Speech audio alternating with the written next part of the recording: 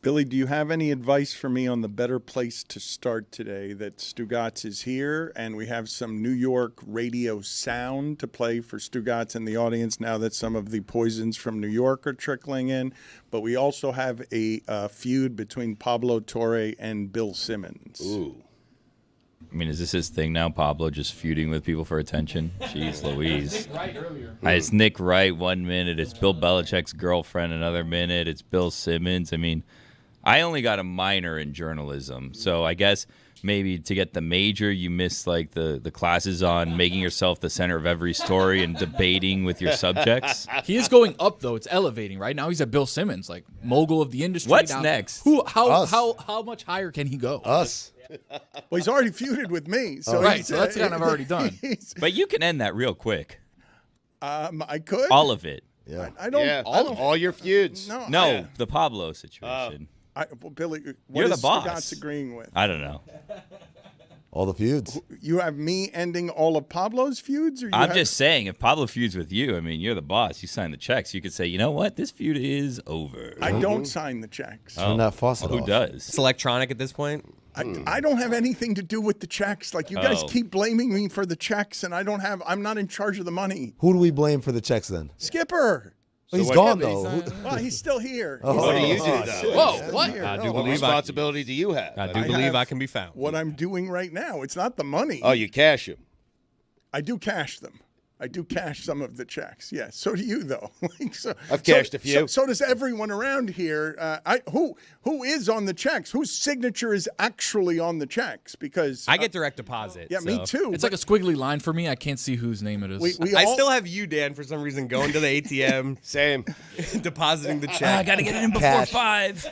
That's how he likes to do it. I mean, With a burlap sack with a dollar sign on it. You know what's funny about this? This is what's funny about this. Just yesterday, because I knew it. No, listen to this. This is great. This was so Miami. I'm not kidding you when I tell you. I walk into the bank, okay, through the rain. And Why? it's a pretty harsh rain because I want cash. I want more cash than the ATM will give me. So In the rain? You needed it that bad? It was just before 5 o'clock. you requested more cash than the ATM had? I requested more cash than the ATM gives per day. Oh, I see. You have a limit? There are limits, yes. This seems nefarious. I shouldn't have limits. What do you mean it's nefarious? Hiring Why- a hitman? Yeah, what do you need all this cash I'm with you, though. for? Why is the bank limiting me? Hey, my money. I don't like any limits on my cash, and I enjoy giving my cash to whomever I like without any paperwork involved with the giving of that cash. I prefer to have it in my hand, old school Miami style.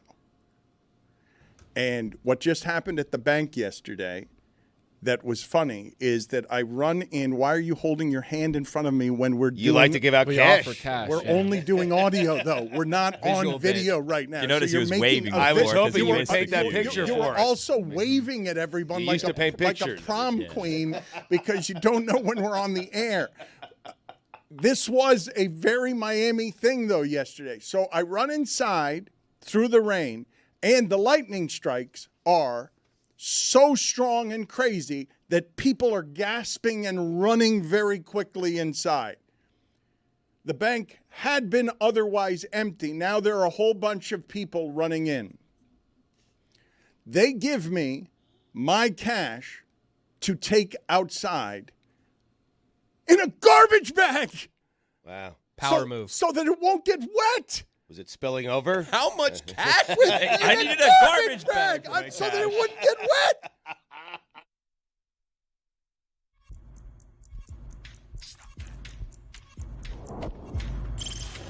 Stop that.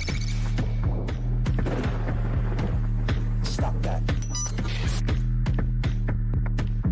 Stop that. Yeah. I hear him chat to the noise. Move too quick, can't stop for the talking. I hear him chat with the walking.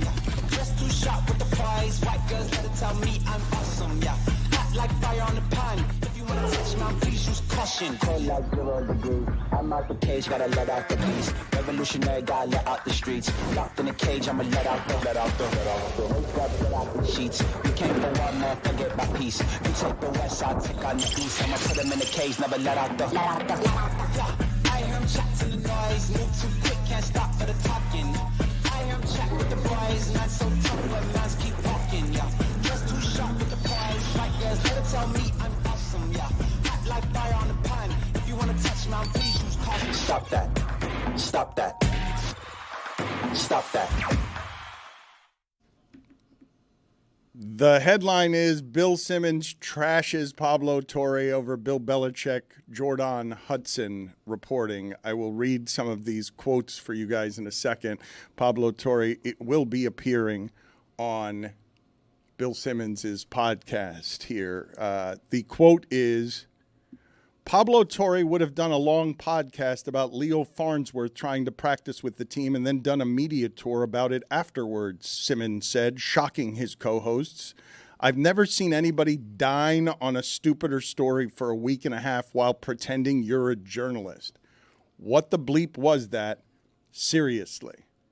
So Pablo Torre was made indignant by this because he has 11 sources. My favorite part of the article, though, was Simmons also discussed the NFL and the 1978 film Heaven Can Wait on his podcast. Sounds like a good pod. It's a good movie. Warren Beatty. It was the rewatchables. It's supposed to be a movie pod. The weirdest part is why they were talking about Pablo, I guess. Right.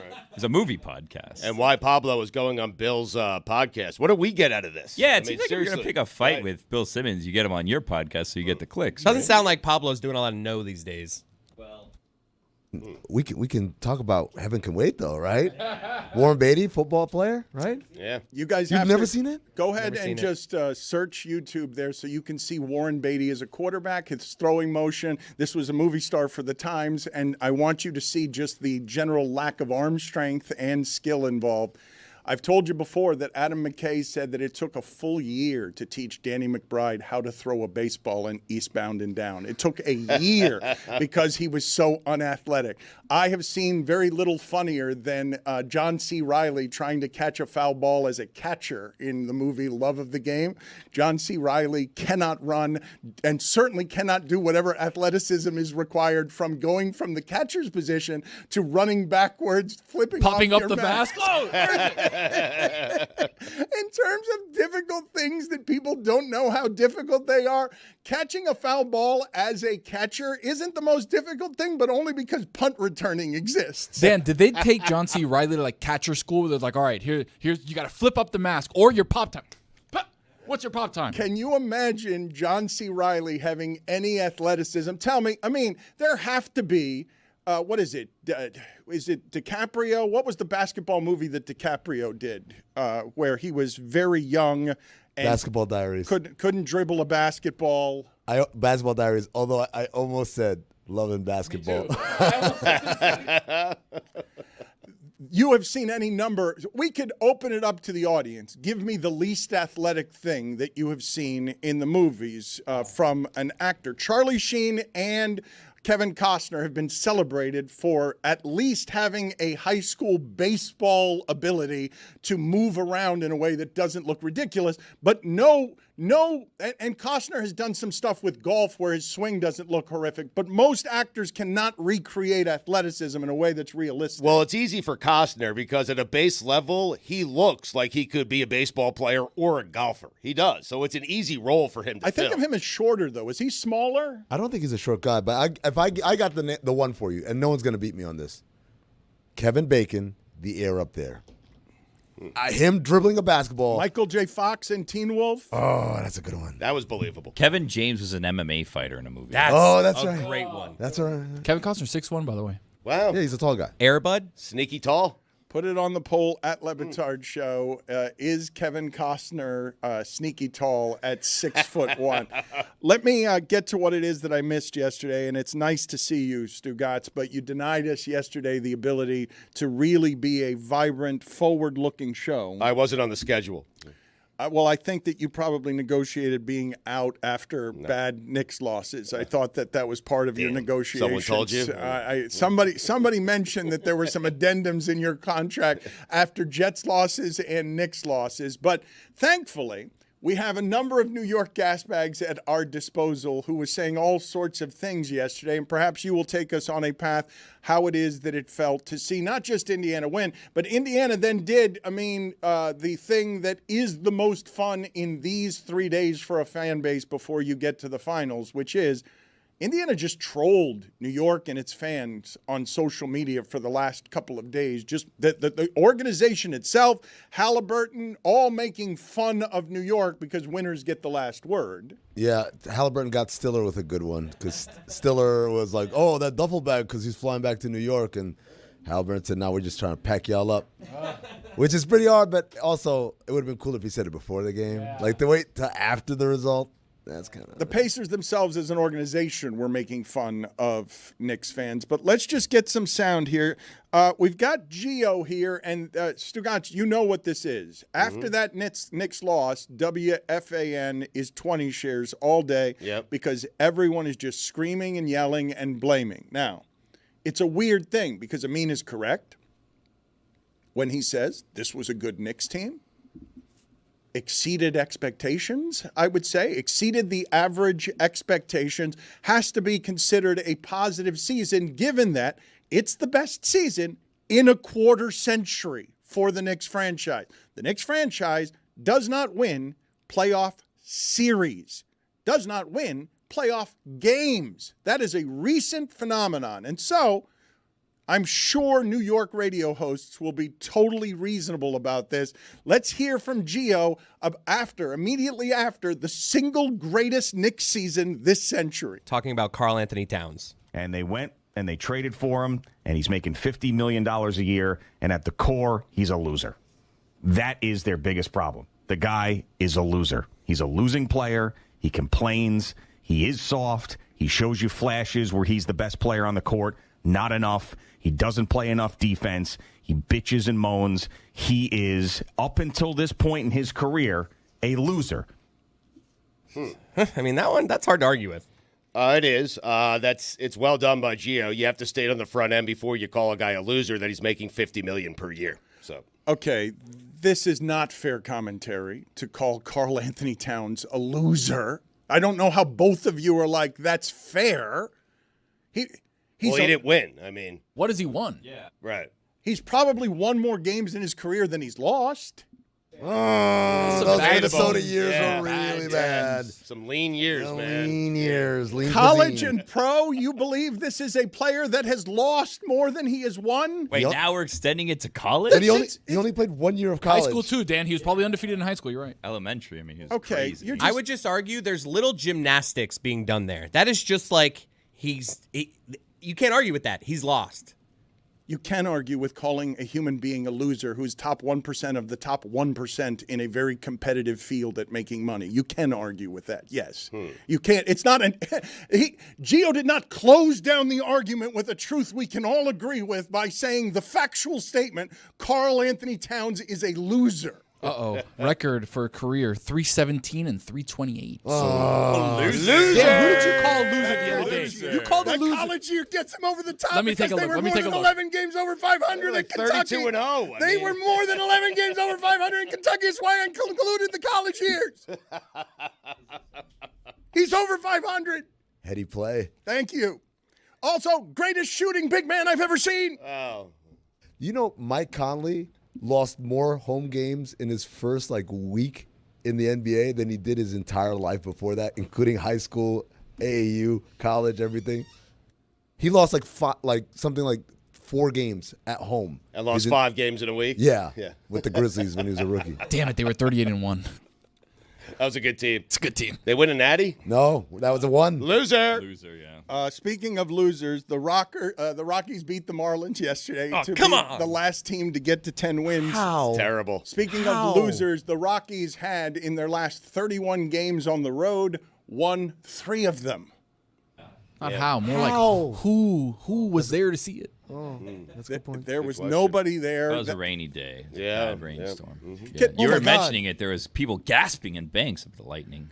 Gasping at this picture. Look at Garbage that. bags. This is full of during the money being national handed out. anthem. There was a good 4 or 5 minutes before first pitch. This is a misleading So you photo. had how many people jumping in There were before? 5,000 people there. The concession stands look packed, though. That's the thing. Is this park good concession stands? You want to, hang out. Probably checking out the bobblehead museum. That's a thing. Did anyone get the alligator hot dog? Y'all done that? What?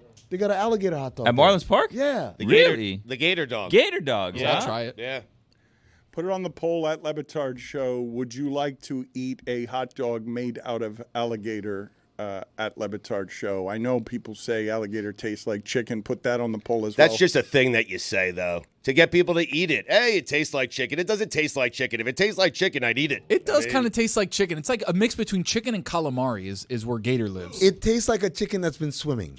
That's the best way I could put it. Put it on the poll at Le Batard Show. Does gator taste like a chicken that's been swimming? When you say that, though, when you say that it's a mix that includes calamari, all of a sudden you're making the texture gamey in a way that even if it tastes like chicken, I am going to be reminded I'm eating alligator, and now my thoughts are getting in the way of my taste. Why would your thoughts get in the way? I want to be present with my thoughts. When I eat alligator, the first thing I do before I take the first bite, I was like, yeah, you thought you were top of the food chain. Guess again. Yeah. And then I take that big bite, and I want to savor like this guy thinks he's the apex predator. Guess what, buddy? A little bit higher than you. There's an apex over the apex. It's called man. But when you think of the animal you're eating, it ruins the experience a bit, right? When I think of a turkey and I'm eating a turkey sandwich, I think of the poor turkey, and it ruins my experience. I think of turkeys are very aggressive, asshole-type birds. Yep. I'm like, oh, you thought you were just a big bully on the block? Guess what? Now you're my sandwich. What's the animal you feel the most guilty about eating? None. I mean, it's kind of evolution. Lamb for me. Yeah. Lamb, are you kidding me? That was delicious. This is what I think about when I eat lamb. It's like, oh, you thought your mommy was going to protect you and everything. Like, guess again. Gotcha. We found a picture of later in the game if you want to see it. That is not accurate. Wait a second. I told you guys. The flag is still up, That's good, too. Billy. I appreciate Packed you house. doing that, photoshopping and just changing fake news. Not Japanese flag, World yeah. Baseball. It's Well, clearly they the honored, World you know, Baseball all the people Classic. playing, Yes. so. It's good Yeah. that Pretty you cool. would make It was nice only they did a that last night. visual joke there to exclude the audio audience. You're always producing in a way that is inclusive for everybody. YouTube, you know? It's the wave of the future. Put it on the poll at Le Batard Show, please. Does something being gamey ruin eating for you? Yes. Because I don't want gamey and chewy with my protein. I love the game. Gotta love the game, man. For the love of the game. Love of the game. So we had Gio's opinion given on Karl Anthony Towns. Chris Cody said it's inarguable and a fact. Karl Anthony Towns is a loser. No more words need to be expressed on this subject. The subject is closed. No one's allowed to disagree with the assessment that the greatest shooting big man there's ever been, and someone paid at the top 1% of the top 1% of a pretty competitive field, is simply a loser. No other submissions on opinions will be allowed by Chris Cody, who says that the entire committee has closed, gone home, it's over. Karl Anthony Towns is a loser, and it's forevermore, you're saying, right? This is not Zagacki. Until he wins. I mean, Right. For this season. Come on. For this season, until the next season starts, loser. Okay, but he won more than all the teams but 4 in the sport. He won more, but still a loser. According to Thibs, did you guys see what he did in his press conference? We made the final 3 because their series was still going. It's like, I dude, love you that. made the final Yes. 4. Yeah. He's just like, we made the final 3. Yeah. You know what? Good point by Tibbs. Great point. I did math poorly there. They were one of the final 3 teams. By schedule. Their Yes. season was a game longer than Third place. Minnesota's. They are the bronze medalists Yes. on playing games. Bronze medalist, either the second loser or just a loser, but we can agree the bronze medalist is a loser. Put it on the poll at Le Batard Show. Is the bronze medalist a winner or a loser? Clearly ahead of Minnesota. Well, depending on how the finals play out, they may, I'll look into it, they may have played more games than one of the teams in the finals based on how quickly the series goes. So they could be a silver medalist in terms of games played this season. No. Put it Yes, on they the can. poll at Le Batard Show. Go ahead, Stugotz. Ask the poll question. Did the Knicks finish in third? Let's play the sound here of Sal being more Sal than Gio is. He is talking about Tyrese Halliburton, and he is contorting himself in order to give New York the credit for Halliburton being relevant. New York put you on the map. You don't run bleep. We put you on the map. Whether it's Wally Zerbiak saying he's overrated, whether it's his performance against the Knicks a year ago, whether it's the Knicks choking one in game one, allowing him to again be the villain with the choke sign. Without New York, nobody gives a crap about you, Tyrese Halliburton. You don't run squat. Here's what you better hope you run. You better hope you don't run into a buzzsaw in the Thunder in the finals. Because beating the Knicks is not the trophy that you should be trying to get here. You've done that now a couple of times. So stop with the I run New York stuff. Stop with your girlfriend on social media. Go New York, go New York, go home. Enough. Without New York, you're nothing. We made you. We run you. Oh, 20 shares. Yeah. Now I Right, get it. by the Stu. way. I get it. Tony, you played basketball growing up, right? I did. You played pretty high level high school. You played in college. But as you go older and you got to play against people, NBA players, right? You start to see, oh my God, like there's such a gap. There's levels. There's levels to this. I heard that, Dan. I know a lot of people in my group chat were like laughing and some people were angry, whatever. And I was like, man, that guy's good at this radio thing, huh? Yeah. Wow. I don't think that's good at this radio thing. What? Because I don't think that after the New York Knicks have lost that way, this is a sentence that could come out of your mouth. We made you. We run you. That's the dismount, though, Dan. What a dismount. Musical. You always talk about Yes. this thing being like music. That's music right He there. had to go to break there and be like, I sound ridiculous. No. No He killed way. it. Are you kidding me? He's like, got him. They applauded like NASA when they got the guys back from Apollo 13. Standing Everyone was ovation. like, Yes. We made you. Yeah. We run you. The producer in the back saluted him. The Knicks presently lead the NBA in games played this season because they had longer series in each round than the two teams that made the finals. However, their lead is only 2 games. Oh. So they will finish, even if it's a sweep, 2 games shorter than the That's longest. too bad. Yeah, but it's close. Stugotz, finally, Yeah. way too late. After the parade float has left, leaving only litter behind, can you please give us your exclusive New York Knicks thoughts as someone who just experienced the best Knicks season in 25 years, raising the expectations to a place where, of course, New York fans, and we knew this was going to end this way, if the Knicks season was going to end, it wasn't going to end with Brunson being blamed for anything. If the Knicks season was going to end and it was going to be a product of failing to meet expectations, the place where you're going to put the most expectations is on the big guy that is bigger than everyone else and has 1 block in the entire series. And now you read all the reports. Surely, I mean, you've read these reports as well, that all of the Knicks were frustrated all season about Karl Anthony Towns doesn't know how to play defense, doesn't know when to do what, doesn't know his assignments, and all of that unraveled toward the end of the season when the wheels fell off because all of the Knicks were exhausted because they were only playing 6 players. So it was incredible reporting by Fred Katz and by James Edwards III for The Athletic. A lot of people were like, oh, so they just had this ready to go? I said, yes, this is how journalism works. We have the autopsy written as soon as a team is entering elimination phase.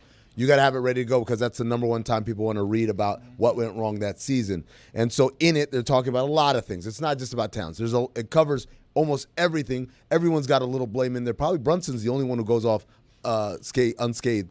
But with regards to Towns, it's that attention to detail. Now, you got to remember, they're coming from a year ago. They were exact opposite. They were scrappy offensively, but defensively, they were elite. This year, they were an elite offensive team, but the defense kind of waned. And you remember on the show, I was telling you guys, I'm not confident in this defense. It's good enough for the 82-game season where nobody cares and we're Milwaukee tonight, tomorrow we're in Cleveland, the night after that Chicago. But when you get to the playoffs and people are game planning and they're attacking weaknesses, there were just too many. And one of them was Karl Anthony Towns, his either non-desire or non-ability to execute defensive schematics, right? And that's exactly what we saw Indiana attack. If you think about Game 6, that run in the fourth quarter where they started blowing wide open, what was it? It was Tyrese Halliburton, high pick and roll, Cat is sagging in the paint, and Tyreek's like, okay, I'm just going to go and hit this floater that I'm excellent at. And he did it again and again and those again. floaters, though, God almighty, they're just killers. Backbreakers. Those floaters. He hit 3 straight floaters, and each of them was like, that's got to bounce off the rim. Like, that shouldn't go in clean. It's a terrible job by those players for holding on to that Karl Anthony Towns was not willing to play defense, that he's soft until after the Knicks lost. Say it while the season's going on. Well, I think they may have actually said it to the reporters, and the reporters just held it. Well, then a terrible job by those reporters. I mean, what are we doing? Well, but Amin's telling you that it's standard operating procedure, that everyone's got their autopsy for the things that went wrong when you start blaming people. Allow me to be the one to criticize Jalen Brunson, okay? Because he's our best player. He's the guy. He's the reason. Because Dallas didn't think he was very good. The Knicks thought he was going to be good. Not this good, but he's turned out to be great. He got them to the Eastern Conference semifinals a year ago, Eastern Conference finals this year. We also, conveniently forget that Jason Tatum got hurt in the series against the Knicks for Boston. But Jalen Brunson is the leader of that team. He is the leader. Jalen Brunson, how about you work on your defense? Because when they see the leader, because he's a defensive liability for that team, when the rest of the team sees the guy who's the leader, who's never going to be criticized, working hard to improve his defensive game, the rest of them will fall in line. This is on Jalen Brunson. You can blame Karl Anthony Towns all you want. Jalen Brunson is their best player. If he wins, he gets all the credit. And when they lose, he deserves at least a portion of the blame. Let me ask you this, Amin, because I remember the most common criticism of Shaquille O'Neal was some form of work on your free throws. And all I would see Shaquille O'Neal doing was working on his free throws. It's not that he didn't care about his free throws, it's that he wasn't good at it. When Stugotz demands Karl Anthony Towns and Jalen Brunson be better at defense, I don't think they can be. I don't think they know how to be. I don't think that they have the footwork and speed and quickness and size, both of them, to be what they have to be on defense. I think they're limited there, and no amount of will make them better at defense. Do I have it wrong? So, first of all, for Shaq, you're absolutely right. Obviously I was with him for a year and a half in Phoenix, and he shot something like 80 to 85% in the practice court. And it's not just that he made them, his form looked different.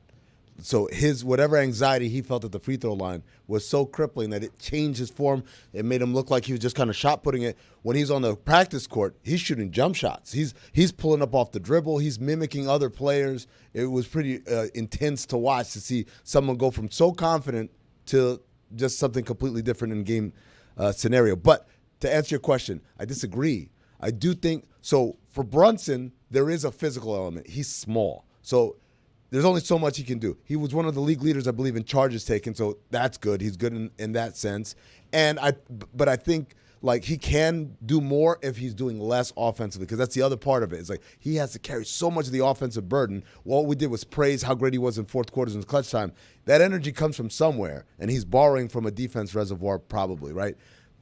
As far as Towns goes, I don't see anything physically preventing him from being a good defensive player. It's literally just mental focus, right? And what we're talking about is, like, for instance, those Halliburton floaters. You know what he wants to do. Right. You got to go up and greet him up there. You got to meet him at the screen level, and you can't sag. You can't play that drop coverage. You know this. You know what the defensive game plan is. This is just a guy who either is forgetful or doesn't care, one of the two. Man, I forgot to play defense. I have a hard time. It's hard to say he doesn't care. I have a hard time believing that the problems with Karl Anthony Towns aren't matchup problems when they bring to him matchups meant to exploit the fact that he's very big and he is graceful enough offensively for that size, but can be slow-footed on defense and is only good on defense when he's got a Gobert next to him or a Mitchell Robinson, because, it's crazy to say that someone that size had one block in the Indiana series and had one block the last time that they were in the Western Conference Finals. At the core, he's a loser. Dan, I'm going to tell you what it is, right? Tom Thibodeau, his staff, they're under no illusions of what he is capable of doing and not capable of doing. So they design the defensive schemes to take that into account. It's not like, hey, you got to switch on to Halliburton and guard him like you're Evan Mobley. They know he's not that. They know he can't do that. But they do have schemes that they want to do. Now, this is what coaches always say. We're going to draw up the scheme. You do it this way. If it does not work, that's our bad. If you execute the way we told you to do it and we still get beat, we're still getting scored on, that's our bad, right? We got to go back to the drawing board and figure out something else. But if you never do the scheme that we told you to do, how can we ever know? And it sounds like from the reporting he wasn't doing the schemes. Okay, but let's do it this way, okay? Because you can make the arguments that this is a person that is mentally deficient on defense. They will have more information than us on that. I can say resolutely and flatly, can I not? Karl Anthony Towns is not a good rim protector. Yes or no? You agree with that or you disagree? Karl Anthony Towns is not a rim protector. I agree. He wasn't this season, no. Yes or no? He's a good rim protector. Yes or no? Not this season, no.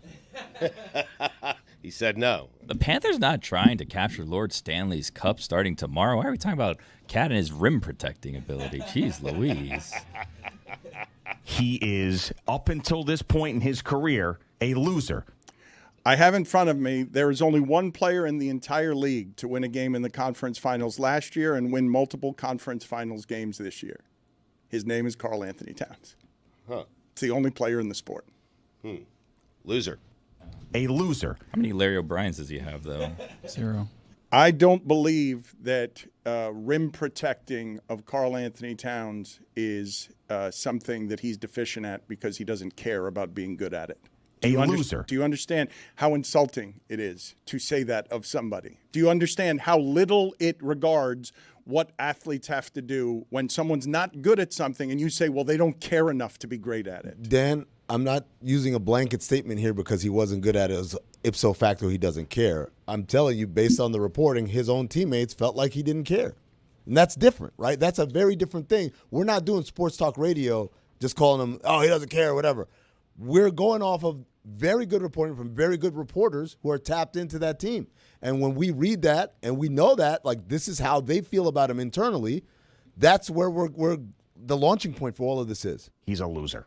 Dan, what do you do with the fact when a guy has all the physical traits, all the physical ability to be a good defender at the rim, and yet he's not? What do you do with that? What do you do with Shaq being good at free throws in practice and then he gets in front of the game and he's not good at free throws? Like, Karl Anthony Towns has never been regarded by anybody as a good defensive player, and it just is wildly insulting to assume that that's so simply because someone doesn't care enough about being a professional. Loser.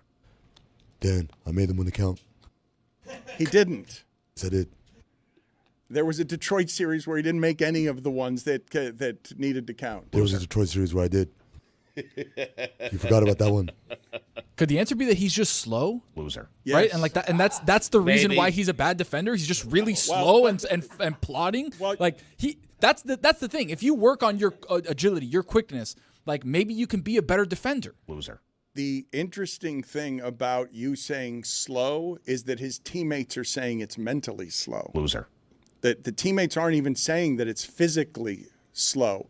It's that he doesn't understand what his assignments are on defense. How many times in that series, Stugotz, were you frustrated because the 7th pass to Indiana was making at the end of the shot clock was the one that was wide open in the corner for the most efficient shot? Wide open because they were taking it right before the shot clock because he wasn't doing whatever he had to do on some sort of rotation. Loser.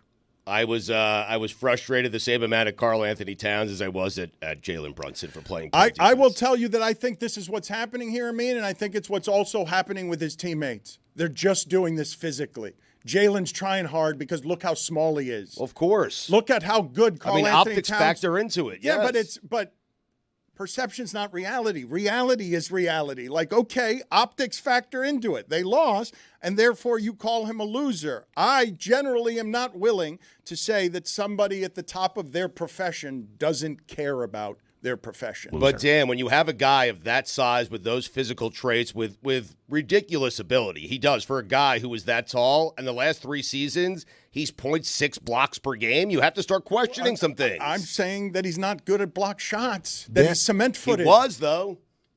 But also, Dan, like, not caring comes in many different forms. Not caring could be like, man, I don't care. Like, that's, I think, how you're taking it. But there's another form where it's like, hey, I really need you to lock in. All right, cool. Walk out there, and he forgot what we're doing. Like, that's a level of not caring. It's not a dismissive not caring. It's not like he doesn't feel remorse for it, but it's still a level of you didn't care enough to execute. I would argue at this point, if you're having trouble with the playbook, it might not be caring. It might be some sort of mental deficiencies that make for difficulty with what the playbook is. Like, and perhaps that is also insulting, but I'm simply... Yeah, would you rather be told you don't care or you're dumb? I mean... I'd rather be told I don't care. If I'm dumb but I do care and I'm trying, then, there's that. There is that with you. I mean, your thoughts here on which one's more insulting, because I do believe we can just have the assessment. It's allowed. He's not good at this. Loser. I would definitely not want anyone to question my mental ability to do anything. I would rather you think that I'm just lazy or I don't care or I'm dismissive 1,000,000 times before I have anyone call me a dumbass out there. Put it on the poll at Le Batard Show. Which would bother you more? People thinking you're lazy or people thinking you're dumb? I get both, so. Turns out Shaq won 4 NBA titles. Not a loser. Not a loser. Not a loser. It doesn't matter about his free throws. 3 straight, I think. 4-time Made champion. him when they count. You said that Karl Anthony Towns is a loser. I skated in with the math, and from my math friends, he's slightly over 500 since his college career.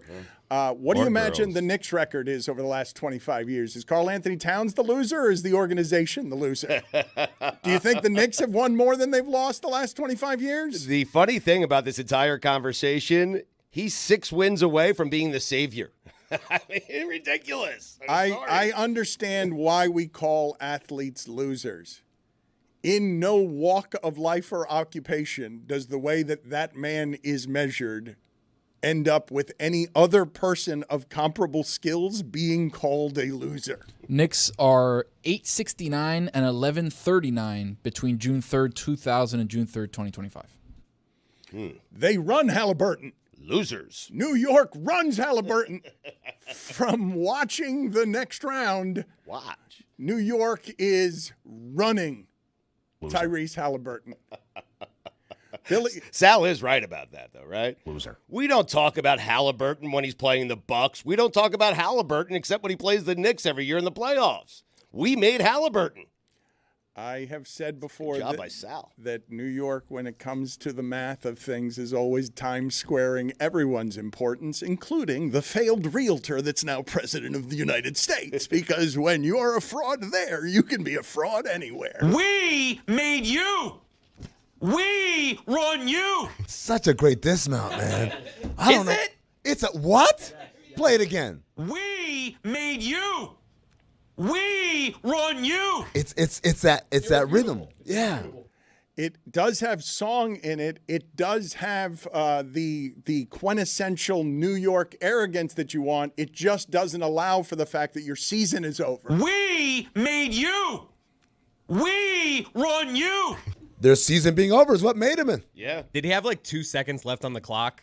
And he's like, we run you. And then he's like, shit, I got 2 more seconds, so I got to say something else. It just felt forced. Like Quick on his feet, though. You dismounted, and then you did something else. We made you. Oh, shit, 2 seconds left. We run you. We've all been there, though. It's so good, though, in how empty it is. We made you. We run you. 4-2, they lost. After he's eliminated you, We made you. We run you.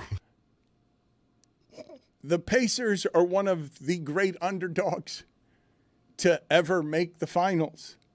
The Pacers would be, if they won the championship, the single most surprising team to ever win the championship in that sport. Ever. No, not ever. 75 Warriors. Ooh. Who was on that team? I've had that one. He's had that take before. Al Attles. Best player? You could say in the last 50 years, though. Nate Thurman. Rick Barry. What were the your arch nemesis? I mean, Nate the Great. What were the 75 Warriors in terms of record? What were they as an underdog before the season? And what were they as a seed? I think the answer to all those things are going to confirm what I'm saying, which is because this was a team that was designed to fail. They wanted to tank that season because they were trying to move the team. And Al Attles was given control, and they said, hey, man, go whatever you want. And he actually went out and, like, loaded the roster with black players, which was, at the time, unheard of. 48 and 34 in their season in 74-75. Rick Barry, 30 points a game. Wow. Rick Barry was killing. He was a baller. 6 assists. Yeah. And the Pacers won how many this year? 50? Yep. Yeah. This I don't know if I can say that it is more surprising to have a black team that we weren't expecting to be black win the championship. Well, led by a white guy. Yeah, but you just said something about the 75 Warriors that suggested that when they were white, nobody expected anything from them, and then they became a black team led by Rick Barry, they won the championship. No, what I said was not what he said. What I said was the team was designed to fail because they were trying to move the team, and so they told Al Attles, get whoever you want, and so he got a bunch of black players, and they're like, yeah, whatever, knock yourself out.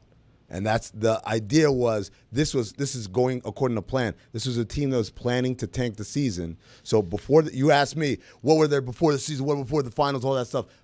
Throughout the whole way, everyone was like, this team is going to fail. Even as they got to the finals, they're playing the Bullets, and everyone said, okay, that was a nice little Cinderella run you guys did, but you're going to get your ass beat now. And what did they end up doing, Tony? Sweep. Yeah. They swept them.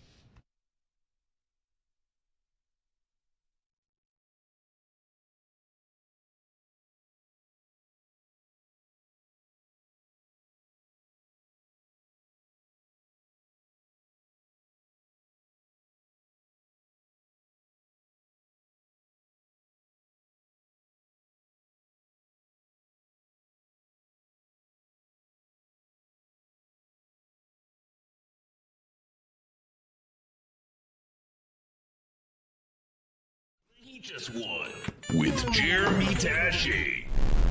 Because Jeremy was an alleged journalist last night. Yeah, my thoughts exactly. Jeremy, who is an up-and-comer in the broadcasting game and is someone who has now journalistic credentials around, literal credentials around the Heat and the Marlins. Yesterday he was hosting. And this is one of the great things, Stugotz, this time of year. We get it so infrequently around here in South Florida. But South Florida has always done this well. The rest of the country always makes fun of, you guys don't care about that sports that much. You're bandwagon people. All right. Many of us are. Not everyone is. The loyalists are super loyal. But Miami does the bandwagon better than anybody. Miami does. Everyone now show up for the party. And so you have, stunningly, a hockey arena in the Everglades, surrounded by airboats and alligators, filled with people to do the wave, watching the game on television. And at the Heat, across the street from us last night, Jeremy Taché is watching the end of that game with a lot of people who are excited. And Stugotz, I'm getting a lot of this. Jimmy was out of bounds, and it ended up being a 3. That was a goaltend ref culture win. Okay, whatever. Tell it to the people who were yelling and screaming around Jeremy. How about this? 1-1, we're coming home. Okay, who's we? Yeah, I took the Heat in 5. Anyone else? Wow. He's right. All right, the Knicks are watching this like everybody 2 else. rounds ago. It was a long time ago, understandably. Here's Jeremy Taché not being a journalist while covering, again, an arena filled with people, but no players or athletes were there. You're catching us right now as the Miami Heat have just won Game 2 of the NBA Finals. You can see that this crowd here is hoisting babies into the air. This crowd is ready from the moment this game started, and it has continued here as the Miami Heat have just upset the Denver Nuggets. We've got fans going crazy. We're high-fiving. Everybody's ready for an unbelievable night right here in Miami. The Kaseya Center was ready for a great night from the jump, as this energy around the entire lower bowl was electric from the moment this game started until the moment it ended. As we pan out to the rest of the crowd, you can see the entire lower bowl going absolutely crazy to end this game. The Miami Heat have just won it as Jamal Murray's shot has not gone in. I cannot believe what I've witnessed around me. There were moments in the fourth quarter where I couldn't hear myself think. I don't even know if you can hear me on the microphone. What a night at the Kaseya Center as the Miami Heat take their first game, their first win in Denver, and I know that this crowd right here is ready for an unbelievable party Wednesday night, Game 3 here in the Heat's house. Guys, we'll send it back to you in the studio. Oh my gosh, Jeremy Taché doing that on one tank of oxygen. Not a single breath taken. He was like one of those free divers that go down for 20 minutes at the bottom of the ocean. It was a record. And if you're listening just by audio and not watching, what you didn't see in that noise is there were 11 actual babies tossed in the air. Just infants. Seems that were reckless. It does, but hey, it's game 2. Right. Wait till game 7 of this thing. Right. 11 babies, a fetus. It's not going 7. I said 5. I mean, that's right. You did mention that. Yeah. The energy was actually insane. I don't remember any of that. I feel like I blacked out as that happened. It sounded like I was losing my voice. I wasn't losing my voice. I literally was just unhinged. I don't remember it. It was really amazing. You blacked out. Excellent work by you, blacking out as a impartial observer of games. Well, you can't be impartial if you're holding a microphone that says Heat TV. My job Right. is sales and in that. high-fiving You're people. emceeing. Yeah. Emceeing is really sales. I'm Right. there. Yeah. I'm there to make sure everybody's ready to be at games 3 and 4. I'm there to make sure that everybody is ready to be at the road rally. Bally Sports, the heart of the fan. Put it on the poll, please, Juju, at Le Batard Show. Would the Zeller minutes look the same if you replaced him with a newborn giraffe? Or that newborn baby that was being hoisted into the air. The giraffe would just be more distracting. I feel like we'd have more success. No, It'd be Zeller's like, plenty distracting. Porter He's right Jr. now. would be like, why is there a giraffe on the court? No. Listen to me. Zeller is a strong human being. He is a big human being. And when he starts balling around there. I can't take my eyes off of him. Well, no, nobody can. Nobody can. Jokic, you're hoping to distract Jokic.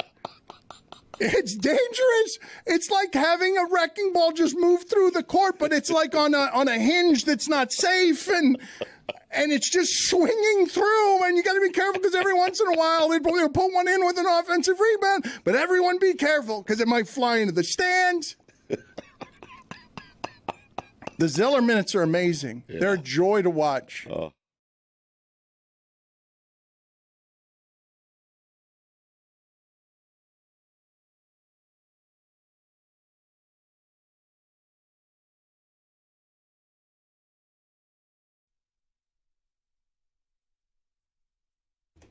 This episode is presented by DraftKings. DraftKings, the crown is yours. So, Stugotz, we'll let this go after this, and we will get to Stugotz's weekend observations in a second. But Carl Banks, do any people in the shipping container know who Carl Banks is or why the name Carl Banks is an important one? Of course. Cousin of Fresh Prince Will Smith.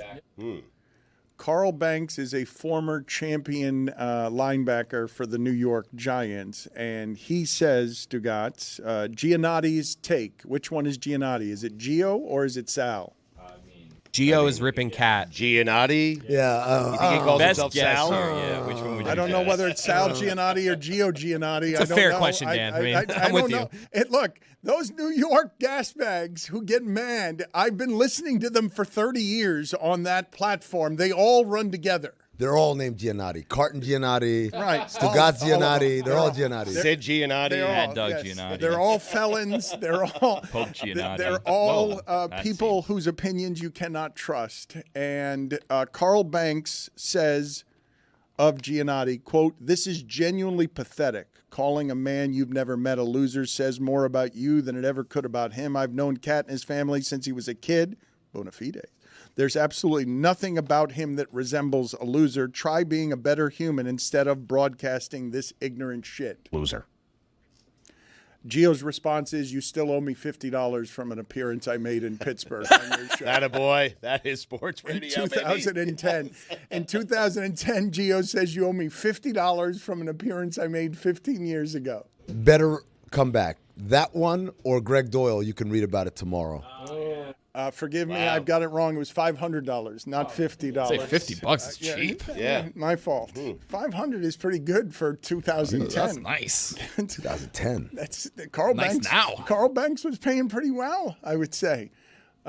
During that, I don't know why he would be. Why would Banks be paying? I don't know. Did he run a radio station? I don't know. I don't know why Gio is accusing Banks of owing him $500. Perhaps he thinks his last name is literal on Banks. Uncle Phil had a lot of money, man. He lived a nice life in Bel Air. Thank you, Amin. Please keep that joke going all show. I think it's a winner. The thing that's happening in the kitchen right now. Not unusual. The thing that's happening in the kitchen right now is both upsetting to me and insulting to Billy. Billy yesterday, as an act of kindness, brought in pastelitos. He was accused yesterday of just bringing over leftovers from a weekend party at his house. Looks like 2 have been eaten. And he's eaten them both. They're still there from yesterday. Yeah. Los pastelitos. Wait, that's yesterday's food? Just the pastelitos. Some are saying it's actually from Sunday, but Somehow the sandwiches look like they're The yesterday's. sandwiches were put there today, and they have been eaten by the Wolverines who live here. The pastelitos have been left alone. And Sandwiches look like they've been there 3 months. they're dangerous too, though, because those sandwiches often have like hidden toothpicks in them, where like they can rip open your innards. Having said that, I've just had one of the sandwiches, and you know what? Finger food, because I had it and I went, Nice. and that's it.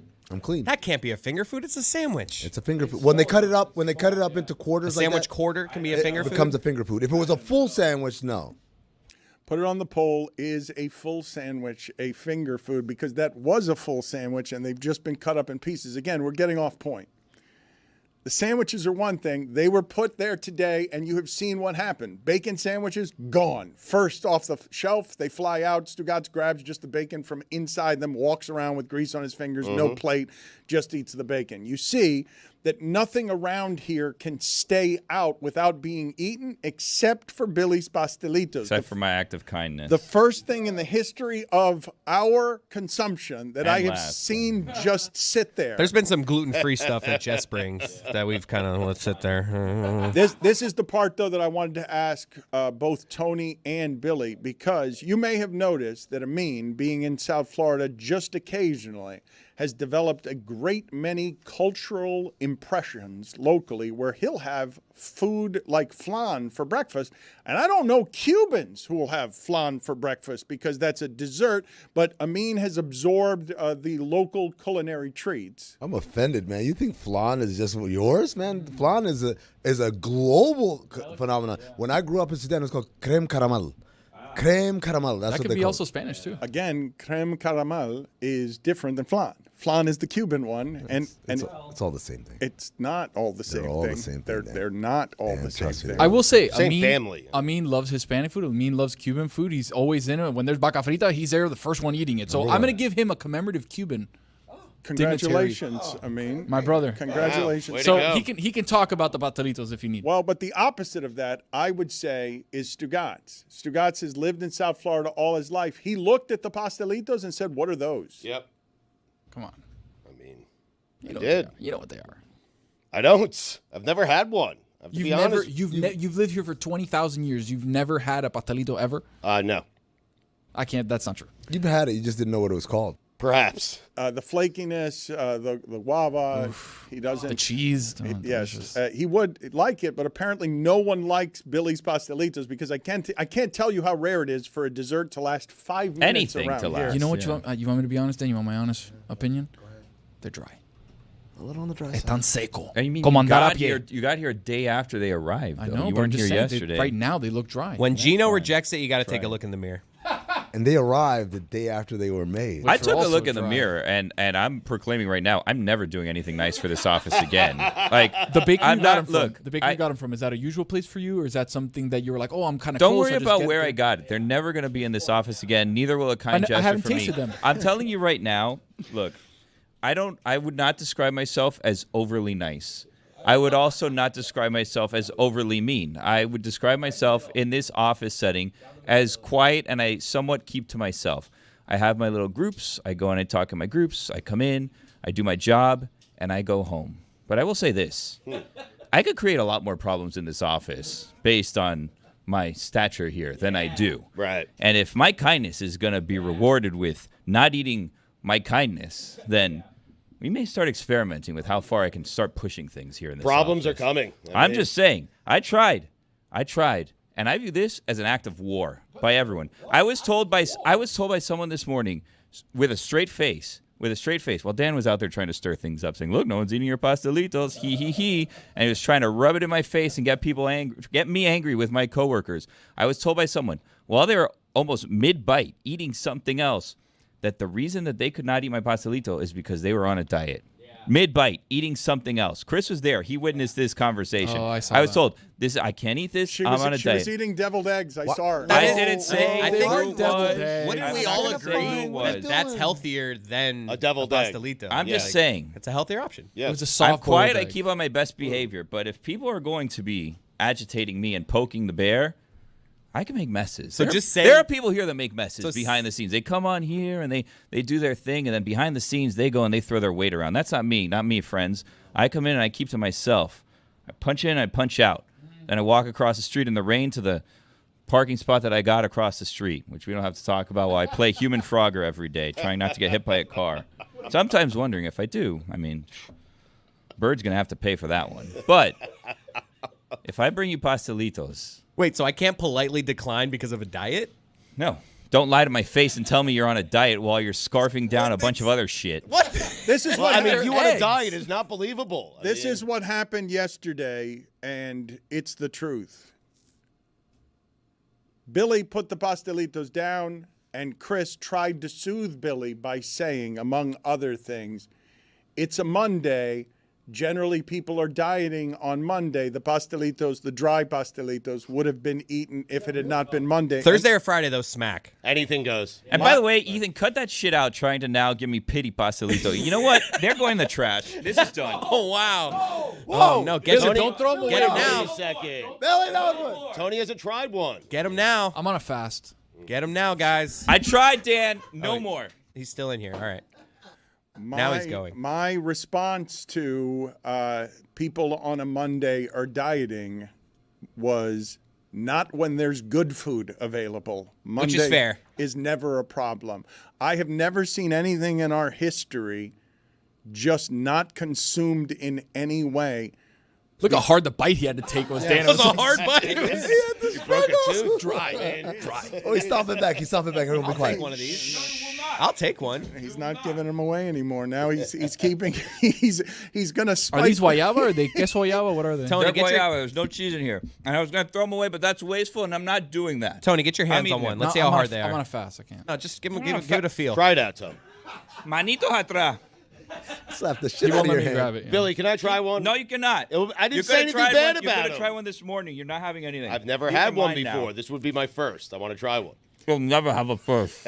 Never. Do you want water? I can get you water. I don't want water. You're delicious. He definitely needs That water. cleanses You my better palate. have water. You better have water. He's gonna choke. Because those things are like eating sandpaper. Delicious sandpaper. Not nice, man. Sandpaper from the finest beach. It's gotta. Kind act. I've got the Sandpaper from Barbados. Beautiful pink sandpaper. the pastelito needs cheese. Like you're going. Tony, would you agree? I think that if you have a guayaba pastelito, it needs to be very soft, right? The flakiness of the pastelito dough needs to be extremely soft. So when you bite it, you have the contrast of the softness with the guava. If you're gonna have guava and cheese together, you can get away with a little bit of a harder shell because you have more of the crunch because you need more to grab to then pull it out. It requires, though, the cheese. This is what has happened here. That is Billy just said the cheese ruins it. That's Cheese never ruins been it. said about anything. Like cheese No. ruins nothing. Cheese makes Guayaba. everything better. No, Everything's not this. better. It's like pasty cheese. It's like cream cheese in the middle of guayaba. Ooh, no. Love it. Yeah, not for me. Oh, it's so good. Well, it's because you guys are idiots and It's you don't great. appreciate a good thing. That may be so. I will say, though, that when you make the gift from yesterday's party something that stands in the kitchen for 2 days and gets drier, If that doesn't also have cheese, I'm like, this is the cheapest bakery thing there can be.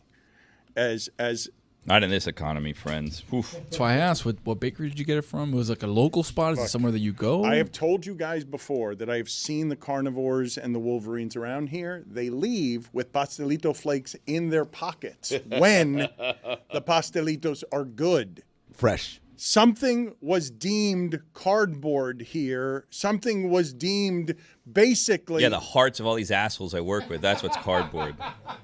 Try to be nice. Share with you a moment in time, something from my child's birthday the day before. Yes, it was recycled. You had leftovers that you just wanted to dump on us. Come on. Like, what are we doing here? I could have dumped them on my wife's coworkers. I'm telling you right now. She dumped something else on the coworkers. She brought something to the rest of those. She had the pastelito de carne. She had bocaditos. They got the good ones? Those bocaditos, evil. Also, those ended up not even making it to the office. That was a plan. But then they're like, you know what? Those are staying with us. Yeah, exactly. Those stayed home. This is what happened. I go to the thrift store. I grab my receipt for the things that I've bought to Goodwill. Mm-hmm. And those were things that I was otherwise going to discard. And now I'm getting a tax deduction on something that looks like charity. Billy might as well have brought those in the garbage bag from the garbage can that was behind his house after the party. I think we all had the same reaction. You've never been to a thrift store. No, I've been. Really? I go to the Salvation Army all the time. Do with you? Things. Yes. Why would I lie? Tax about write-off. it? Tax write-off. Yeah, you asked for a receipt. They're asking, you want a receipt? I'm like, no, I Take just a want to be selfie next kind time. here. This is charity. Okay. Salvation Army every week. Again, though, it feels like an act of generosity. All I'm doing is getting things out of my house. Oh. Billy, the question is, did the lady at the bakery call you mi amor? Or No no? questions. Don't talk to me. Time now for Stugotz's weekend observations. It is time for Stugotz to share his game notes. No one in the media will tell you what happened better than my boy Stu. I struggle throwing things away, man. I do. I don't like partying with things from my childhood or my past. I'm a hoarder. You throw things away? I do. Interesting. Anyway, weekend observations brought to you by Miller Lite. Dan, it was once bigger than Oprah, the biggest podcast in the world. But after Project came up and took precedence, it got lost in the shuffle. But Dan, a fire has been lit deep inside of me, and this underdog is ready to rise. Because, Dano, I brought it back. And just like that, make no mistake about it, the Stupidity podcast feed is still alive and back. Nice. I had no idea where it was. Yeah. I got a notification. I had the to other dig day. around. I had to find it. And Stugotz, found not it. to interrupt you, but it's kind of like in the movies where you get like on the radar, they think every ship has been destroyed, and on the radar, you get the boop, boop. Like, what's that? It's Stupidity. It never died. The SS Stupidity is still alive. It was at the bottom of the depth of the ocean. It's on its way back up. Like, comment, subscribe, unsubscribe, resubscribe. That's how you made us bigger than Oprah. Do it again. New York Knicks, the rare team that was built to beat the Celtics, but not win a championship. They were built to beat the Celtics and no one else. They really hadn't accounted for the architectural flaw of what if the team ahead of you isn't the Celtics? What if you don't meet them in the Eastern Conference Finals? Worldwide West is going over to Leon Rose and saying, we didn't think of this. We had it figured out for the Celtics. Why didn't we do it for the Pacers? It's like there's something about Mary where it's like 5-minute abs. He's like, that's great until someone comes out with 4-minute abs. No. It's 5-minute abs. New York added Mikal Bridges and Karl Anthony Towns just to lose to the same Pacers team. What are we doing? When Thomas Bryant is out playing your superstar, you know what you do? You call your superstar a loser. That's exactly right. You know. Yeah. You also pack it up. Season's over. That was funny to watch Thomas Bryant at the center of all special Where'd he come things. from? He was more active in that series on defense than Karl Anthony Towns was. The Thomas Bryant minutes. Yes. Cat, not a winning player. In fact, the Julius Randle, Karl Anthony Towns trade, the rare trade that went from a win-win to a lose-lose. I'd like to put in front of the group the person in sports that most deserves this loser label that so many people are willing to give if somebody has expectations that come with winning and then they lose. It's got to be Cat or Durant. Loser. Karl Anthony Towns. I don't believe that Kevin Durant is viewed as a loser anymore. That's not. I don't think that's a real thing. Has it ever been a thing? Do you guys have any nominees for this? Like somebody who is just considered a loser? Like career loser? No, but just it can't be just loses. It has to be you have expectations for that person because of their gifts. Like Ben Simmons would be somebody who would get this. Jerry West went to the finals 9 times, only won once. Mike Trout. He's the logo. Mike Trout's. He shouldn't be the logo. It should be Jordan, but Jerry West is a good one. I don't think that people do loser on Mike Trout. They know he's great and plays for a bad team. Well, if they're not doing it, they should. It's him and Ohtani. They couldn't do anything. Ohtani got away from 1 year later. Boom, champion. I mean, what is it? Mm-hmm. Loser. Yep. I've never felt older. Loser. Than somebody trying to explain to me what the pink drugs were that Stephon Diggs had on that boat. What were they? I don't know. Pop Rocks. Combined with, because now the Patriots are doing investigations and stuff, right? It's what you do. It's a whole thing. They kind of have to. You investigate. It's what you say. That You franchise. say that. When I see they're doing that, I'm like, that's good. They have to should do be that. doing Back to work, by the way, running drills on Monday. They have to say they're doing it. Do they actually do it? They don't have to really do it. Just say that you're doing it. Just give the impression that we're It's like the Dolphins But- bully looking gate into thing. things. Have any of You you know? guys got an explanation? Please forgive my lack of intelligence when it comes to drugs. Are there theories being floated on exactly what that was? Because you would have to explain it to me. Drugs? In the Ronald McDonald, there were no drugs. Yeah, someone said. What are you talking about? So no one's going to help me with this. Okay, great. Thank No you. but. Never felt older. Thank you. Thank you, everybody. There. So you guys don't know what the Pop Rocks were or what combines with the It's Pop not Rocks Pop Rocks. to make it drug use? I call it the pink. Okay. Tussie? Ooh, 2C, fine. not stovetop. It's told allegedly. Some people might think allegedly it could be ketamine and cocaine. Oh, Some people might say No. not necessarily. Was it Someone said confirmed? maybe. Was it confirmed that Elon Musk was indeed tripping on ketamine in the White House? And there is video of this, and also pissing himself because we've got drug addicts in the White House who can't control their bowels. I don't think he took a drug test after, so we wouldn't be able to confirm. No, I but- can confirm it. Just put it behind me.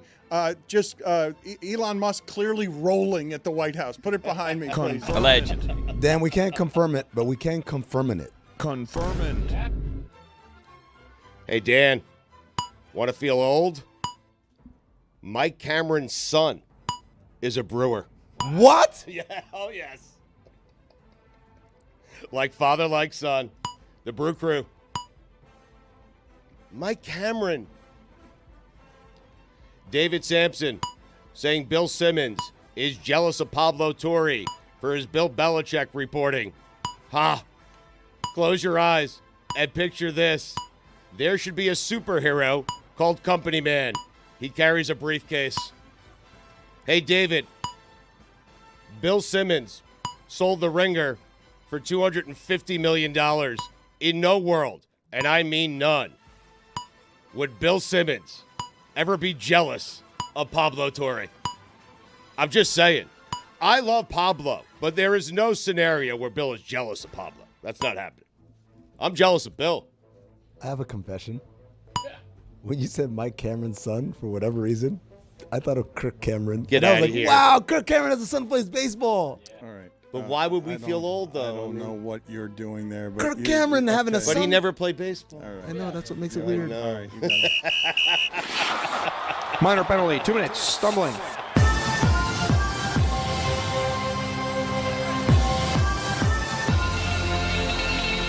It may not have involved allegedly, if this is what it was, while sometimes called pink cocaine. It may not involve actual cocaine. It Doesn't may be have rarely has ketamine cocaine, and actually.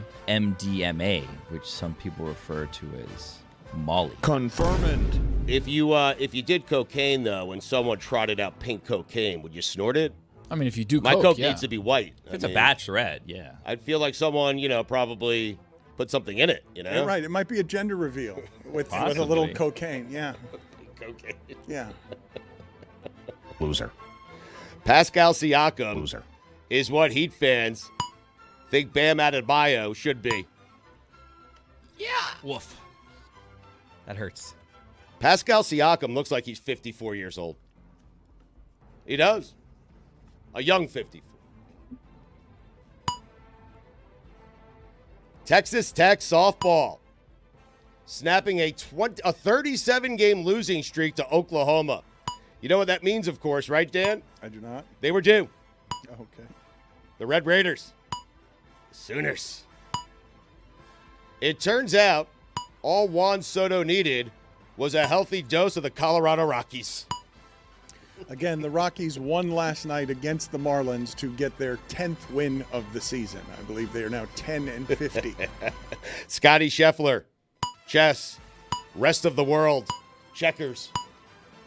We're not talking enough about Scotty Scheffler, man. If he were black. Oh, boy. When both series end early, let's move up the games. There should have been hockey over the weekend. It is a dry spell here that's weird after the last. I don't like it sitting around. For the fan bases, it's needed. I needed a few days. Your tongue was heavy first game of first round. Yeah. Your father's holding up pretty well. It's because the Heat have been out of it. That is correct. Yeah. Right. He was happy about that. Yes. He roots for his schedule. Like, I text him before every game, and he's just, like, rooting for whatever gets him the easiest workload. He roots for me maximum at all times. Knicks fans, let's remember this moment. The next time we want to storm the streets outside of Madison Square Garden for winning in the second round. You know what they say, Dano? Act like you've been there before. I mean, we set ourselves up for this every single year. We celebrate so much over meaningless series victories that when we lose, everyone crushes us. I haven't seen this hope for a Knicks team in 25 years. But there's hope. That's a start. But a Knicks team that obviously wasn't good enough to win the championship. It really was interesting to see the fan base get that loud. I don't know how you handle, in general, your disappointment, but I know people who mitigate and manage their disappointment by lowering their expectations to start. Yes. That is not what Knicks fans did. They behaved in a way throwing trash at Brian Windhorst and being louder than everyone else that made it awfully forgetful where hope resides. Loser.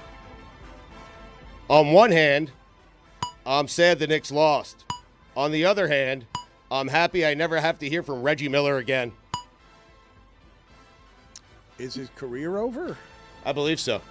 You don't think he's going to be hired? You don't think Reggie Miller's going to have commentary the rest of your life on the... If I don't hear Reggie Miller on TNT, I'm not hearing Reggie Miller. Okay, so if he appears on the Dan Patrick Show, he's not someone you're hearing? No.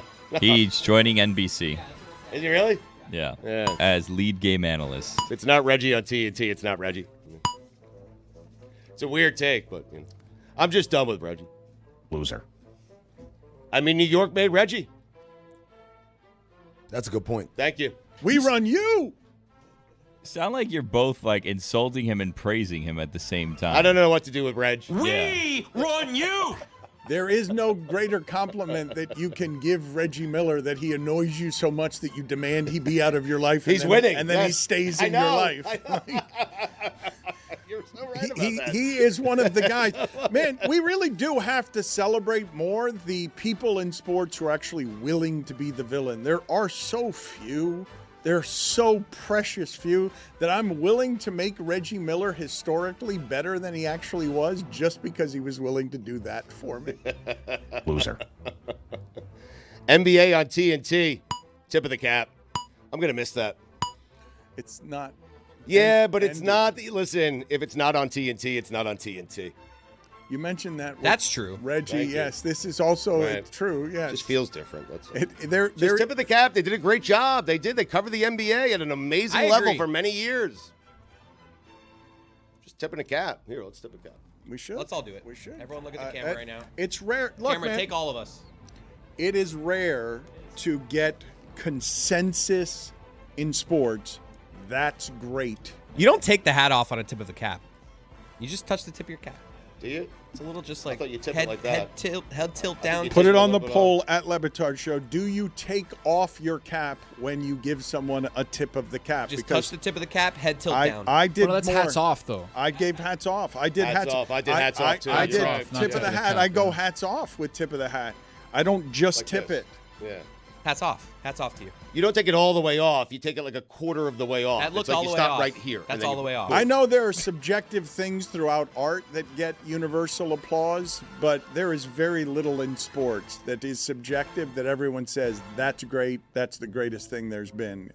So little criticism. The only criticism I ever hear of the TNT show is basketball players now don't like that Charles and Kenny and Shaq, old guys, have so much voice. They want new voice.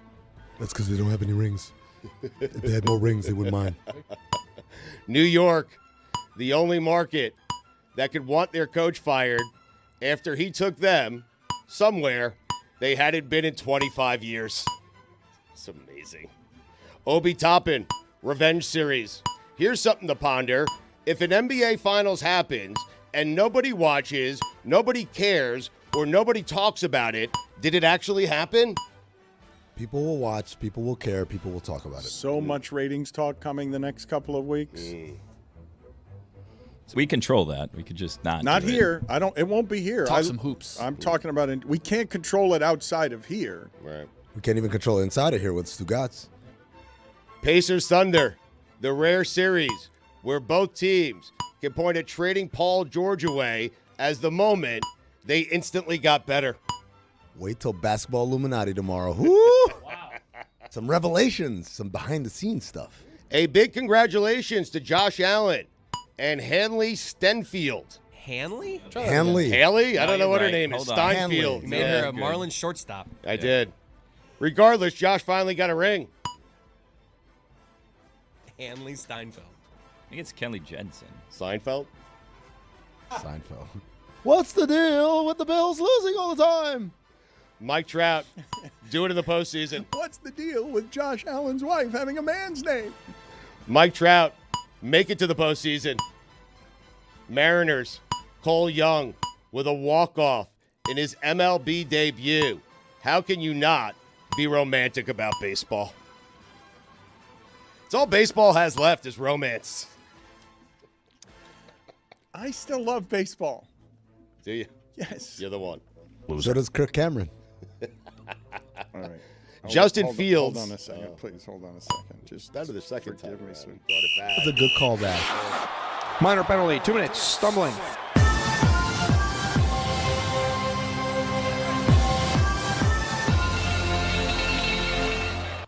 Justin Fields said he believes he can be great with the New York Jets. Hey, Justin, got some news for you. You can't.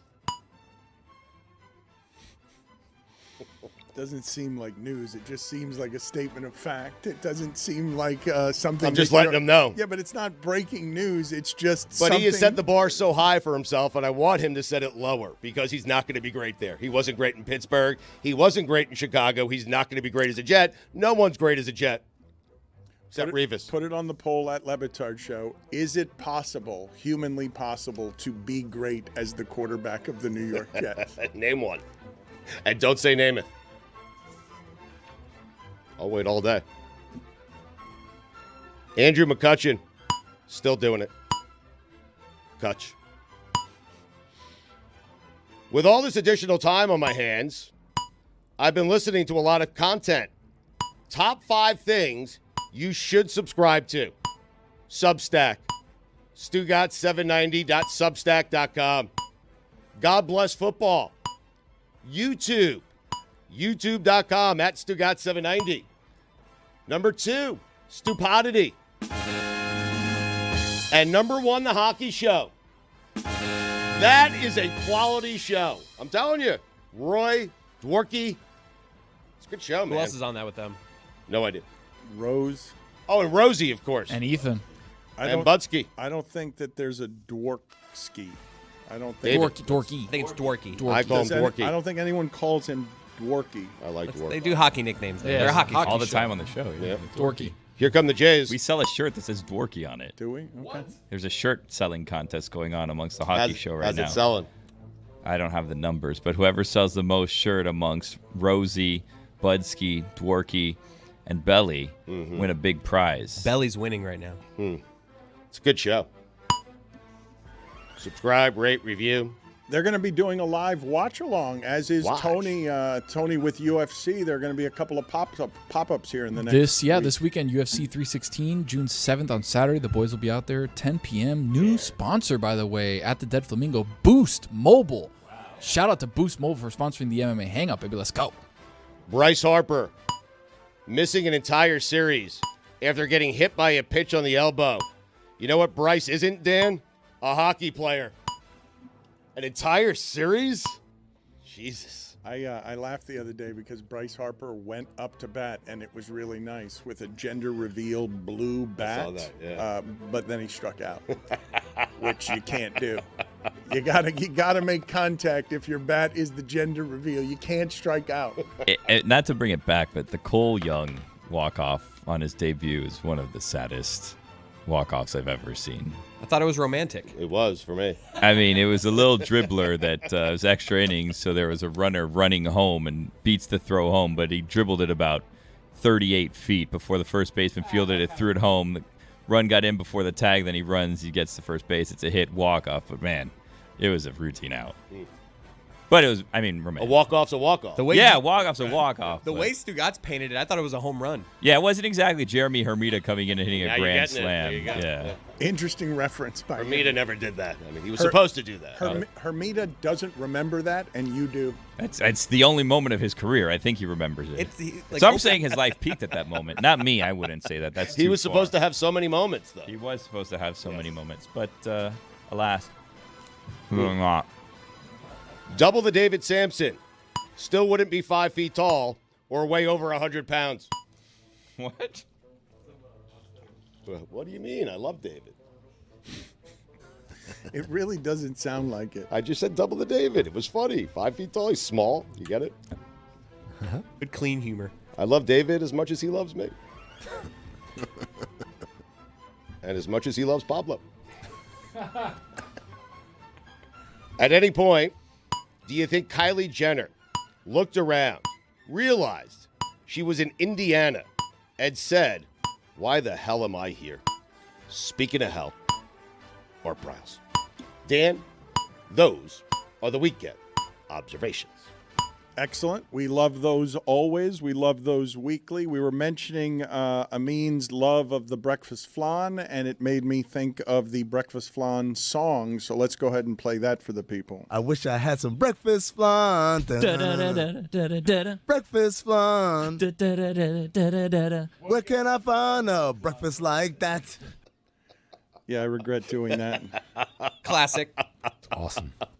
I want some flan right now. Did you have good memories of it? Or like, what? I did. I thought it had musical accompaniment. I didn't realize it was a cappella. I didn't realize it was a duet. Wait, there was music there if you hear it. I wish I had some breakfast flan. There's nothing I recognize as music in there. No. Where can I find a breakfast like that?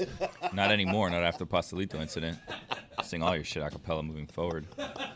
Can I ask whether or not anyone is siding with Pablo Torre in the beef with Bill Simmons? Because a lot of people are objecting to Pablo Torre's journalism rooting around in the bedroom of Bill Belichick, but it's also being wildly rewarded because Pablo's numbers are skyrocketing. Crazy. Because he's doing this reporting around this story that people are really hungry for. But there are also people objecting to it while there's widespread curiosity about it, and it's not being covered in the mainstream in a way that is satisfying to people, so people are going and hunting down Pablo. Dan, I know you mentioned earlier that he's going to go on with Bill Simmons. Did you see his tweet response, which was scathing, and dare I say it, little Stephen A. Smith-esque? Allow me to read it in a Stephen A. Smith voice. Wow. Dear Bill Simmons, Since you have such a strong public opinion about my work, I happen to have a few questions for you, specifically. Unless you're afraid of Pablo Torre finds out and someone just pretending to be a journalist, of course. Thanks, Pablo. Do you think he meant that thanks? I have a few questions for you. That's a great question. It is a great signature catchline for a threatening movie villain dork. I have a few. Somebody who shows up with a briefcase, opens it up, and says, I have a few questions for you. Here's the thing. Here's the thing.